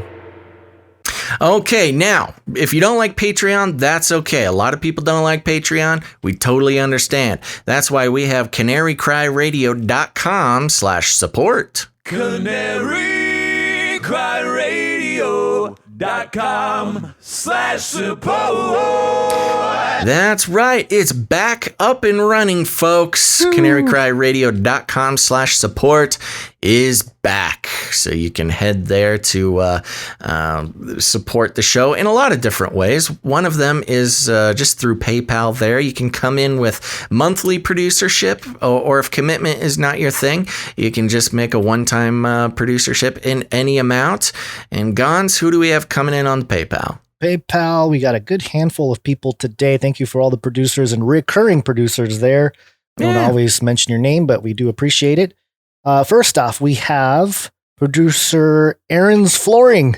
Thank you very much, Aaron's Flooring. And he has a note here. Love the Christian perspective on the news, guys. One tiny suggestion. Enough with the Flippy updates. No way. Flippy forever. I know one man who is against that whole idea. Value for value all the way, no agenda style. So thank you for that. Thank you very much. Producer Aaron's Flooring. Next up, we have producer Dust. Yeah. Producer Dust. And that's he sent over some support from Canary Cry Merch Perch. Amen. That's very cool. Yeah. Thank you very much. This is our first paycheck from the Merch Perch. And I might as well just stepping all over jingles again. Sorry, that eagle got me again. I might as well just mention right now, make sure to head over to Canary Cry Merch Perch, where you can get your Canary Cry merch. It's a family affair. It's created by producer Dust. He runs the whole thing, and all of the products are sold at cost, so they're as cheap as we can make them, or as cheap as Dust can make them. But you have the opportunity to tip the artist, tip the webmaster, or you can tip Gonz and I as well. So thank you very much. And make sure to check out canarycrymerchperch.com. Kara Dawn, or maybe it's Sarah, Dawn in the chat says, do you guys run the Canary Cry Radio merch page on Redbubble? I think we made a Redbubble page a long time ago. We haven't touched it in a really long time. I haven't been on there in a long time. But that's the great thing about Redbubble is it kind of runs itself. Yeah. Yeah, I don't know. We did create that long ago. I would be curious if it's still running over there. But yes, if you do find Canary Cry Radio merch over on Redbubble, it's probably our old one. Yeah, years ago. Yeah. Okay, continuing on here. Producer Sylvan, thank you very much, Producer Sylvan. Thank you, Producer Sylvan. Next up, we have Producer Ivan L. Thank you very much, Producer Ivan. Producer Ivan L. And then we have Producer Sherry H. Or is it Sherry? Sherry. Sherry, that's right, Sherry H. Yes, thank you very much, Producer Sherry. And next up, we have Producer Mercury Rising. Woo, that's fun. Thank you very much, Producer Mercury Rising. And I believe Producer Mercury has the executive producership for the show. Yes, he does. Executive producer of episode 273. Perfect. Next, we have Producer Dale B. Thank you, Producer Dale B. Thank you very much, Producer Dale. And a new monthly supporter, Producer Teresa Y. Thank you very much, Producer Teresa Y. Woo! All right. Well, that's a breath of fresh air after the couple weeks of producership scare we had there. So thank you guys very much. Yes, that's the only way we can keep the show going. If it wasn't for our producers, who knows where we'd be, Gonz? would be a dark, dark winter. Now, let's do this now. Let's do the Spotify thing now. So, as many of you are aware, if you use Spotify, the Spotify wrap up was happening over the past couple weeks here. For those who don't know, it's basically Spotify takes all of your big data and makes you graphs and tells you who you listen to the most and how many hours of, listening to Nine Inch Nails you spent throughout the year or whatever. But we had a producer send in his Spotify wrap up, and it was kind of cool. I got to pull it up. I completely lost it. Where did it go? Do you have it? You got to scroll way down. Got to scroll. Ah, there we go. Yes. And so we will show on the screen here. It's a Spotify wrap up. And that's us, Gonz. You threw your own Canary Cry radio marathon listening to 7 episodes in one day. How does that even work?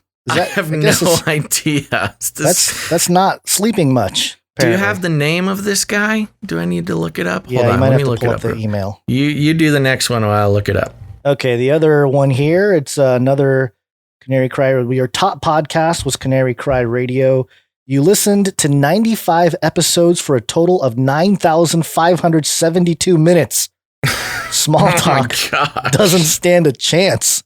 That's pretty funny. That's a lot of minutes being listened of us. How many was it exactly? 9,572 minutes of Canary Cry Radio, 95 episodes total.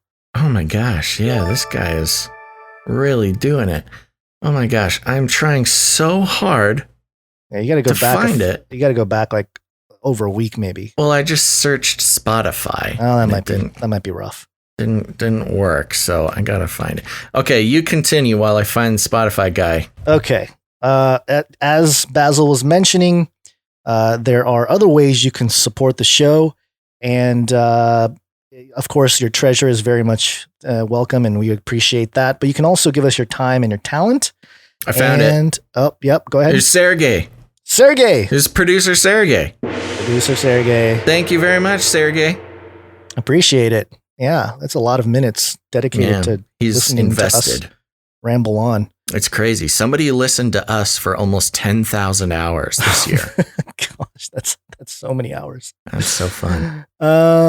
So let me. What was I doing? Oh, yes, I was introducing the different ways you can support the show, and as a producer, and other than with your treasure, it's with your time and your talent. And you can send us jingles or little ISOs of songs or clips that you find. And we have a couple of them to share here. Give me one moment. Now that I scrolled down, I got to scroll back up and find the spot there. First off, we have a clip. Hold on. I just got a note I'm going to put in there for you. Oh, okay. Oh, gosh. More things. Oh, no. Oh, no. I've ruined everything. Hold on. Oh, I'm so sorry. I've destroyed. Put in a giant logo of Twitch, which here, I'll just do this. This will make it clear. Oh, what happened? Yeah. Okay. All right. Excellent. First off, we wanted to thank producer Terrell. He sent in a clip from, I think he said it was from, where is it? Here it is. Oh, no. Where did it go? I had it ready to go. Oh, no. No. We're falling apart, Gonz. I know. I just, oh, boy. Here it is. It's a clip from Star Trek, and I wanted to play this for everybody. We don't have enough masks. We don't need masks. You heard it there first. Yeah. We don't need masks, according to data on Star Trek. So thank you. That is a fun one. We should get a clean. We should find a clean clip of that. Yeah, that's a good one. So thank you for that, Terrell. Okay, we got a couple songs sent in by Objectivity Cave. So we appreciate that. Thank you, producer Objectivity Cave. And let's do some artwork. One art, please. We always love the artwork being sent in. This first one here was sent in by Josiah. And Josiah drew Battle Rap, Gonz Eternal versus Basil I Am. What do you expect, mother? I'm half machine.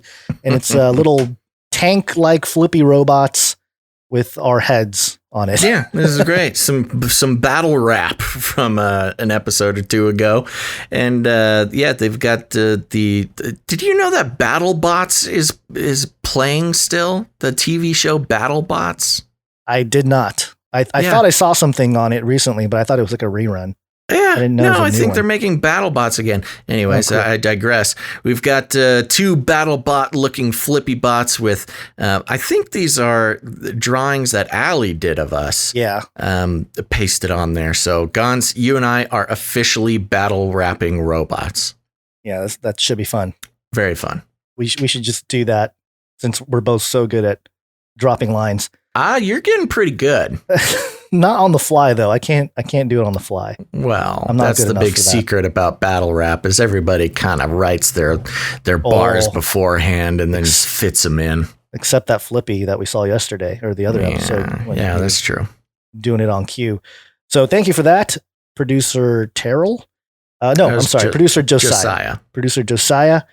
We appreciate it. Next up, we have producer Rianne. She drew Fighting the Illuminati, one podcast at a time. And it's a picture of best buddy Basil. It's a basil leaf. It's a basil leaf wearing a superhero cape. This is very fun. Pretty sweet. And Super Gonz, which is the Muppet baby Gonzo, who I identified with as a young person because I didn't know anybody named Gonzo. And if you watch the movie, he's an alien. This is very disappointing, but he's an alien from outer space. He's giving away your secret, Gonz. I know. It's no good. It's no good. But anyway, this is a great hand drawing here from Rianne. Appreciate it. It's very Thank good. you very much, producer Rianne. I kind of like the little basil leaf with the cape version for you. Yeah, it's very cute. Yeah. Very cute. Not very scary looking, though. Yeah, well. I don't know if it would stop any crime. Just on looks alone. Well, thank you for that, producer Rianne. Next up, we have producer Grace come in with a quote. This is a Gonz quote from Canary Cry News Talk 272. Wars will be fought with battle rap. Work on those chops, kids. Drop those lines. Oh, yeah. So the battle rap was a real moment. I guess so. Yeah, people really liked it. So there you go. Producer Grace coming in with the quotes. We really appreciate that. And next up, we have producer Allie. This was fantastic. I loved it. It's the three presidents. It's so on cue, like for today's show. It's so right on. It's the three ex-presidents, Clinton, Bush Jr., and Obama. They're all standing there as reptilians. Yes. Because they took the vaccine for the people. They said the side effects are, there's what side effects? The side effects are fine. And Bill Clinton's got some horns growing out with his little reptilian eyeballs there. It looks like Bush got away got out the easiest. He just had some fangs come in. Well, his eyes too. Yes, he's got his reptilian eyes. And then, Obama's gone full reptilian. Full scales all over his face. Oh, it was great. This made me laugh. This brought a smile to my face. So thank you for that. Producer Allie, keep it up. And one more from producer Shauna. This is actually a picture, and I'm only sharing this because I did ask for it on Twitter. People were saying they saw stuff in the sky. It was Starlink, and I wanted to know if anybody grabbed a photo of Starlink, and this was apparently a friend of Shauna's, I think it said in the email. Mm-hmm. But it's a pretty good picture. And is this what we expect to see? A light show in the sky? Well, I think whoever took the picture knows their camera quite well, because it's kind of a little bit of a longer exposure, so you can really see it. But yeah, there you go. A full line of satellites just flying through the sky, one after the other. And one of these days, it's going to have Elon's mug. I know. In the sky, telling you. Easy. They got to just do it. Just put it in your brain. We're already connected. What if it just repeated that? Put it in your brain. We're already connected. Okay, so there you go. Thank you for that, Shauna, producer Shauna. We really appreciate it. And I think that's it for all the producership. Oh, let me pull up. Somebody did put together the timestamps for the last episode. And let me get my source here so that I do it accurately. And what am I missing here? It was producer Jade Bouncerson, once again, coming in, doing the timestamps for episode number 272. Thank you very much. Very important to get those timestamps. It helps people on the YouTube channels skip around to, topic to topic instead of trying to make it all the way through. Yes. So there you go. I think that's all the producerships that we need to thank for today's show. Okay. Wonderful. 237. We're getting there. We're almost at 300. That's right. Thank you to all of our producers. And remember, that's real. That's the real deal, But podcasts are so respected nowadays. You can actually put producer for episode 273 on your LinkedIn, put it on your resume, give them our email. We will vouch for you. And so thank you very much to all of our producers, all of our artists, and all of our musicians for giving us your treasure, time, and talent. We truly couldn't do the show without you. And remember, to support us for next show. It'll be episode 274 coming up on Wednesday. And you can do that by heading to patreon.com/ccnt or head over to canarycryradio.com/support. canarycryradio.com/support. That's right. Okie dokie. Well, Gonz, should we wake on up? Let's do it. Yes, it's wake up time. Hey, yo, wake up. Hey, yo, wake up. Okay, here we go. So we're going to start out with a great news outlet, Not the Bee. Race war. I've warned you and warned you and warned you. I'm still trying to figure out if Not the Bee is associated with the Babylon Bee at all. I thought it was. I have a feeling it is, but I thought it was their official it's their real news satire site. News, yeah, which is hard to tell apart. It is nowadays. But this is notthebee.com. It's now considered, quote, white supremacist for an Asian to advocate for rule of law, which makes me think this isn't about white supremacy anymore. It's taken a long time, but there is an increasing evidence that wokeism has broken out of the backwaters of obscure gender studies professors' lounges and irrelevant celebrity activists struggling to get Instagram likes, and has begun making inroads into the hard sciences.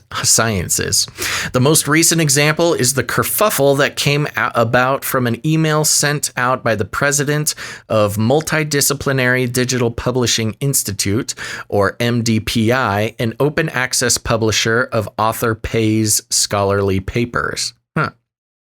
And the email reads as such. When Soros Foundation started to support OA publishing, most of the OA journals listed on the Soros Foundation sponsored website were the journals launched and operated by me. I have been working hard to run MDPI to become the largest OA publishing company and one of the 5 largest scholarly journal publishers. I would like to clarify that, as an OA publisher, I admire my colleagues and friends from Elsevier, Springer Nature, Elsevier, Springer Nature, Wiley, Frontiers, and many other companies or organizations who keep the same professional codes and standards of scholarly publishing service. More broadly, the frog is coming out. More broadly, I believe the so-called open society should also follow the rule of law and maintain law and order like other kind of society. Rule of law is the very foundation of Western civilization. I had a short conversation with the president of the prestigious Swiss university, EPFL. I know he does not like Trump, and I said perhaps Trump is the man to save the Western civilization because Trump has been protecting the social system of rule of law. It is strange that the media, including scholarly journals like Nature and NEJM, abandons political neutrality and start to create hatred between genders, races, nationalities, and perhaps classes. And I'm going back to the, oh, nope, there it is. It is strange that media, including, oh gosh, sorry. I think people are taken as respectable and honorable or better fit of a good position only because of their merits, nothing to do with their gender, race, nationality, etc. I do not think Biden will give more money to support scientists to do research. He will take money from hardworking people or taxpayers to pay lazy people, and there will be less money to distribute as research grants. As a chemist, I know the French Revolution killed the founder of modern chemistry, a best scientist. This kind of movement in the Western countries supported by Biden will be disastrous to all of us. Sad. It becomes politically correct to say, like nature said, Biden, wear the most beautiful clothes. The silent majority, including me, see that the emperor has no clothes. This is best regards, Shu Kun, PhD, president of MDPI.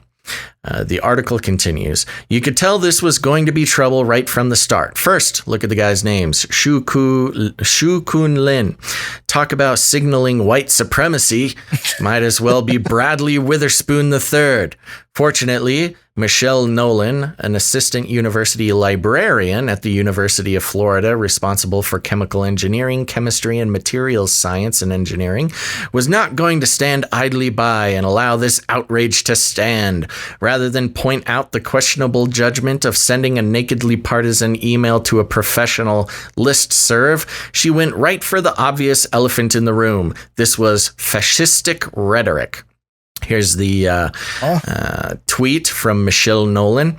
Would absolutely love to know why the president of MDPI Open Access is sending fascist rhetoric out to a professional chem information listserv. Researchers, if you have ever considered publishing or reviewing for MDPI, it's time to reconsider. What made it fantastic, other than the fact that nowhere in the email did he condemn President Trump and even suggest he might have a positive quality or two? It was his use of coded white supremacist dog whistles. And it's another tweet from Michelle Nolan here explaining, I thought that reading rule of law is the very foundation of Western civilization was going to be the most white supremacist coded language I read in a professional email all day. But then I kept reading the same email. Back to the article. Yeah, you can read. Wait a minute. What? Rule of law is the very foundation Yes! of Western civilization. It's racist. The most white supremacist coded language? Yes. For a Don't communist? you know only racists love the rule of law? She's a commie. She is a commie. She's a librarian. Oh, gosh. They let you just take books for free at the library. Oh, that's right. You gotta put it on your card. The article continues. You can read this for yourself in his email above. If you don't believe me, he actually supports the rule of law and Western civilization. Clearly white supremacist coded language, according to a University of Florida chemist who likely has frequent interactions with impressionable young minds. And that wasn't the worst of it, as she intimates. No, it gets genuinely horrific after this. Let's see. She continues in her tweets. He also emailed the following message to the entire listserv on 6/9/20 during the Hudlicki-Angu fiasco, which I'm sure Chem Twitter remembers well. Are you hooked in with Chem Twitter? Apparently there's a chemistry Twitter. I am not. I really didn't like chemistry in high school. Okay. Adding in a follow-up email that it was his personal opinion when questioned if he was speaking for MDPI officially.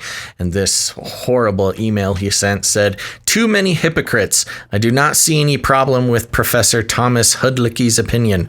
Black Lives Matter, White Lives Matter, All Lives Matter, Shukun, White Supremacy, Heil Hitler. I added that second part. The article continues. Yes, he went there. All lives matter. The hatred from this hater is almost too much to handle all at once.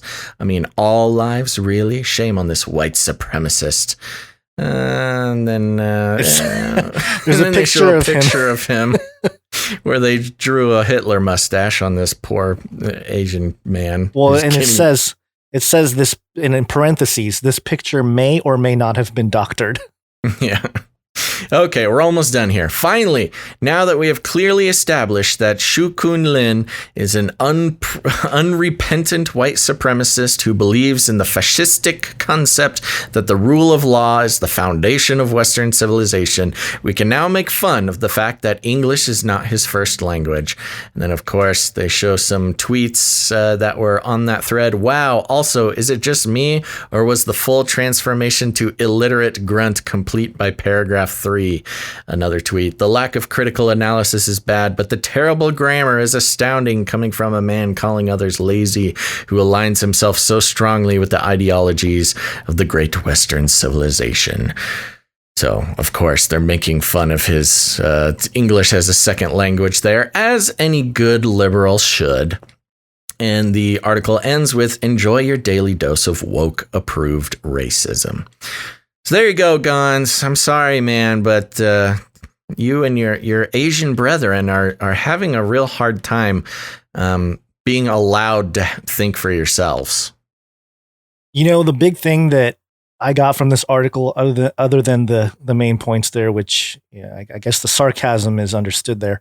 Yes. There's a lot of news outlets that, what people say on Twitter has become stories all over the place. Mm-hmm. But I will say, when Not the Bee does it, it's a little more substantive and more fun.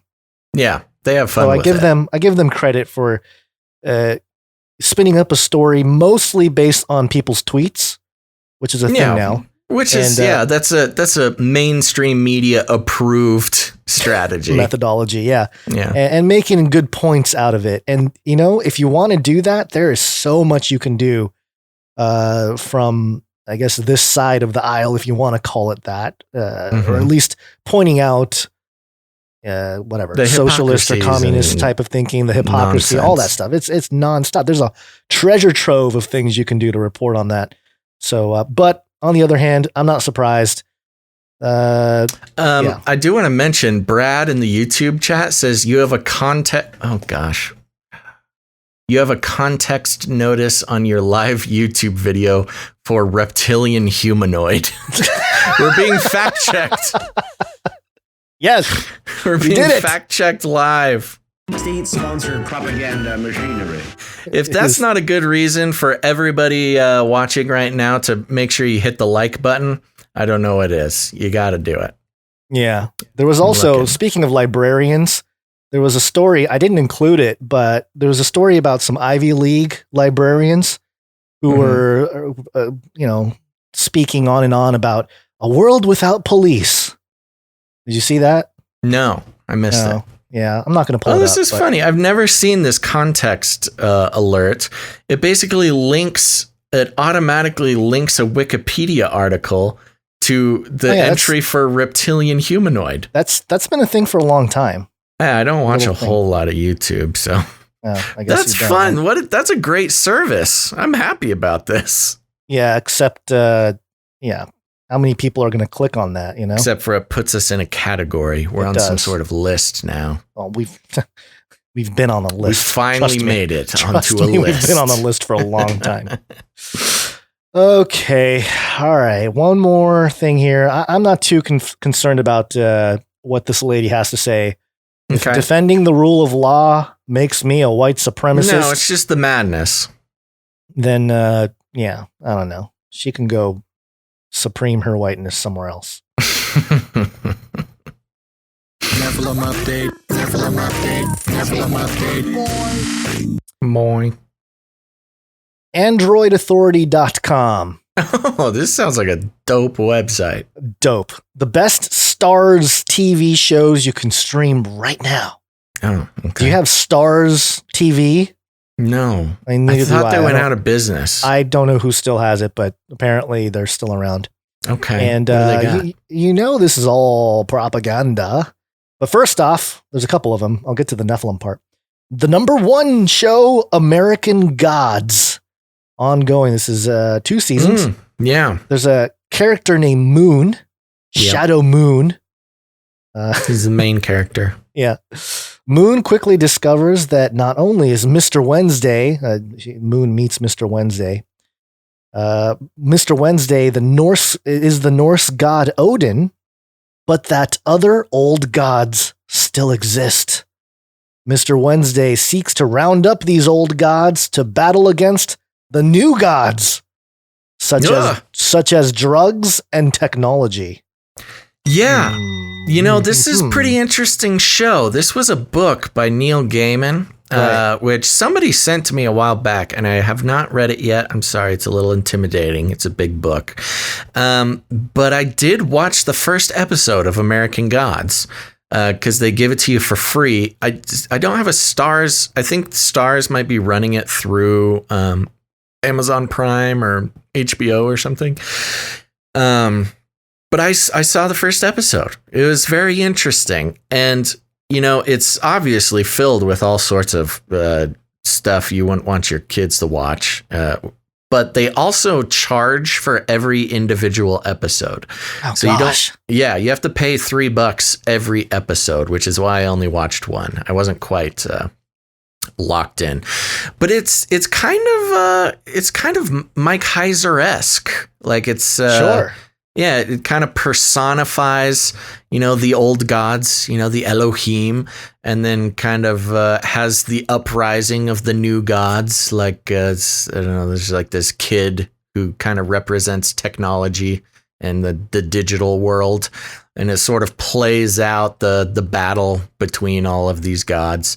But very reminiscent of like the Elohim described in the Bible. And their sort of territory disputes and things like that. Yeah, it reminds me again of Daniel 11. We talked about it in the last episode, I think. But Daniel 11, how the man of sin, Antichrist figure, he's going to, reject the old gods and magnify himself above every god, but also do so honoring the god of fortresses, a new god. This other god that the gods of his fathers did not know. So. Kind of interesting. Interesting that maybe this Neil Gaiman was, new of. This says 2001 was when the book came out, so maybe he. Yeah, he also wrote Good Omens, which people were not appreciative either. Oh. That's the one where it's a demon and an angel, and they become friends, and they help. I can't remember it. They either help end the world or help stop the end of the world. One of those things. Excellent. But that was the number one show. Edgy. Yeah, of course. But the show I really wanted to point out here is Da Vinci's Demons. 3 seasons. Yeah, I didn't know that there was a thing, Da Vinci's Demons. Wow, Stars is very focused on their content. Oh, yeah. This is a fictional take on 25-year-old Leonardo da Vinci in Renaissance Florence. He's searching for the Book of Leaves, a tome he believes could change history. Mystery shrouds this book's origin. Does it originate from Atlantis? Was it written by a Nephilim?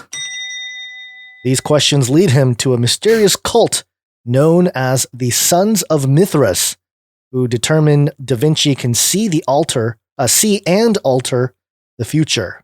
There you go. Wow. If you want to break down There you go. Was it written by Nephilim? We'll never know. We'll never know. That was the main one. I think there was one more to point out here. The Pillars of the Earth miniseries. Oh. Wow, they are so consistent. I know. Based on the historical novel written by Welsh author Ken Follett, this miniseries takes place in a fictional 12th century town called Kingsbridge. War surrounds this little town as England and Normandy clash during the Anarchy. Listen to this. Tom Builder, a mason who lost his wife and child, comes to Kingsbridge seeking work. He's directed to rebuild a local cathedral requiring land and resources granted by King Stephen. There you go. Tom Builder. Yes. A mason named Tom Builder. Yeah, Overall, the story... Gonz, if we lived in those times, we would be called Basil Podcaster. That is true. That's just how it worked back then. And then our children will be Podcaster's son. or podcaster dotier. Yeah, that's Podcasterson. Yeah, Podcasterson. Yeah, I like that. I Podcasterson. want to change my name. I am Basil Podcasterson. That's impossible. Podcast did not exist in your father's time. Oh my gosh. You're lying. It's a conspiracy. I like the dotier too. Podcast dotier. I don't know that one. It's what daughter. does that mean? Daughter. Oh. Dotier. Dottier, I think. Huh. Anyway, overall, the story spans roughly 32 years across 8 episodes. Why not 33? So close. Huh. It's almost like they left some extra space for. Well, yeah, they got to have the big cameo show or something to the put it all movie. together. The movie is the 33rd. Yeah, there you go.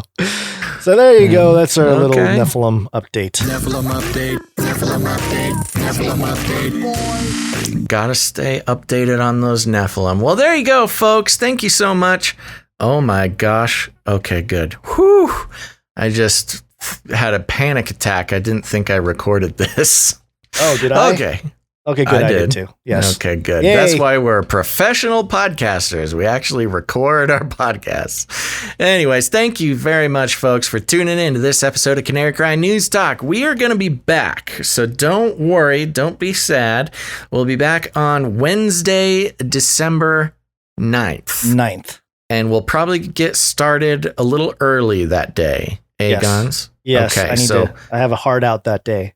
Okay, so we'll be getting started around noon, maybe even a little sooner. So should update your calendars. Should we just start a big G-Cal for people where we can just keep everybody updated and it automatically updates their calendar? I don't know about a G-Cal. I don't know if anybody's done that before. That would be interesting. That would be. Yeah.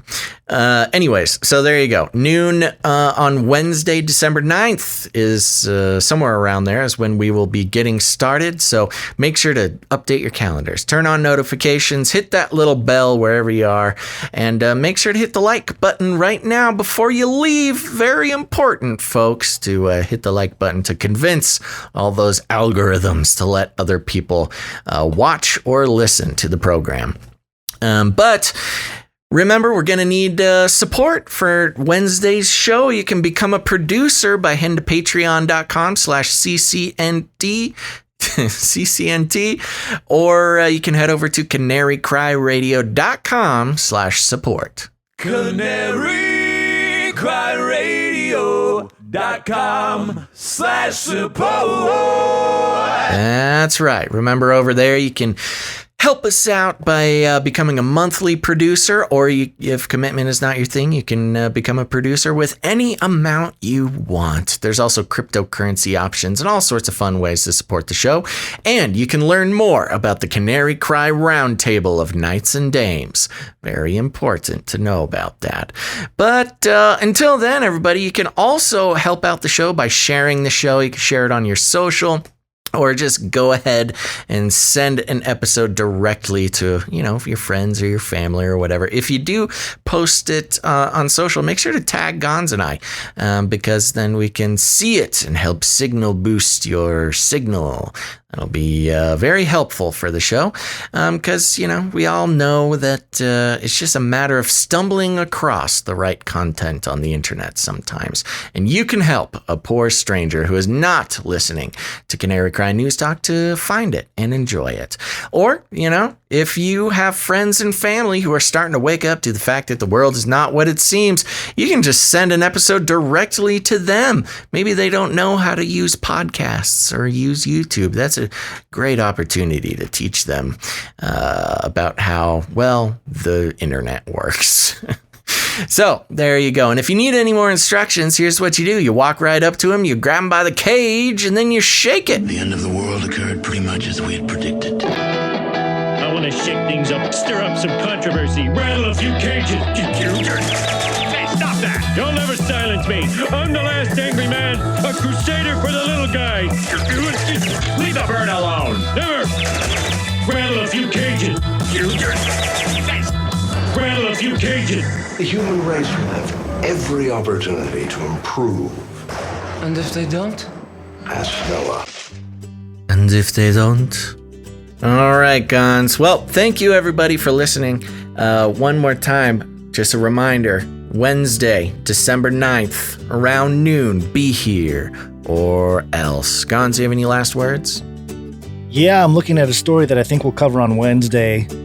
An agents raid home of fired Florida data scientist who built COVID-19 dashboard, and there's some video. It's going all over Twitter. So we'll research this, see what's going on here, and allegedly this lady was fired for not manipulating data to support opening back up Florida back in May. And now agents raided her home, so we'll see what's going on here. Whoa, big story. Big story. Okay, we'll talk about that on Wednesday. Well, thanks everybody for listening. Now, here's the thing. Make sure to stick around. We'll have the Canary Cry mixtape at the end of the show. And God bless you all. Thanks for listening to this episode of Canary Cry News Talk. Make sure to tune in next time. But until then, think outside the cage.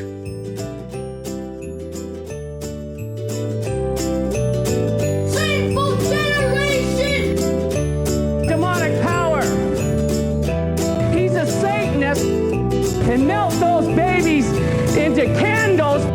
Better, bigger, tastier. Remember, reality is an illusion. The universe is a hologram. Buy gold. Buy! I want to shake things up, shake things up. I want to shake things up, shake things up. Leave the bird alone. I want to stir up some controversy.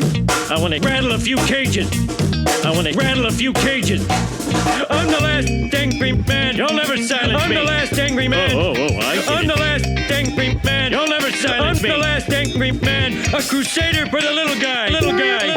Well, we'll see about that. Whatever, Illuminati.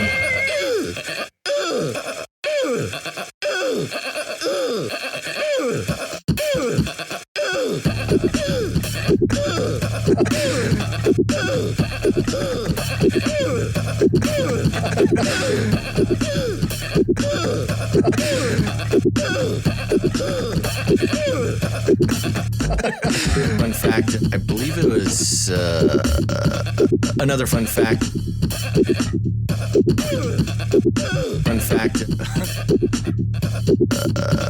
Another fun fact. Brings me back to my Screamo days.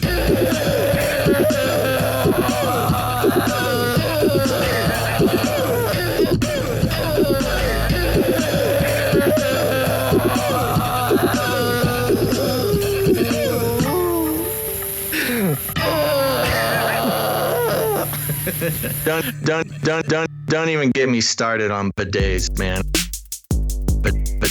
Bidets, man. Bidets, man. I'm telling you, you were living the life, man. Bidets, man. From the can. Do pot, that's where I started. Light up a huge blunt. A joint. Give everybody magic mushrooms. Smoke. The CIA, I mean, lots of intelligence agencies have tested secretly dosing communities. LSD. Psychoactive pills should be covertly administered.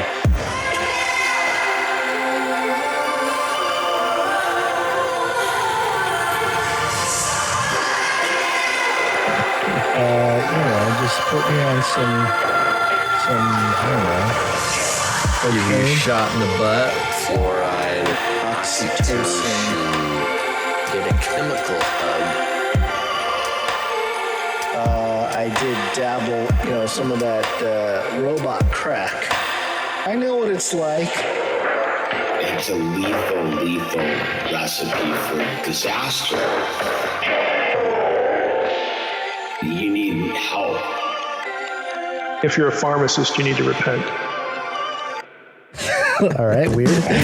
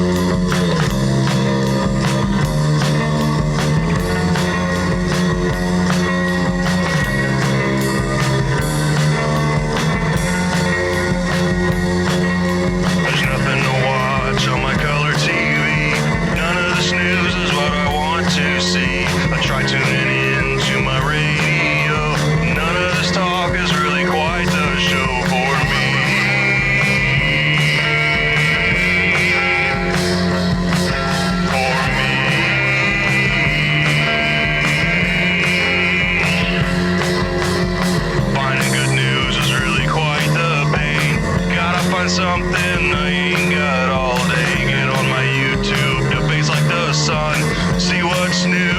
Demonetization. What's this? To my surprise, I spot a big pair of googly eyes. Click on the video and turn up the sound. What is this gem that I have found? Cry radio, cry news talk.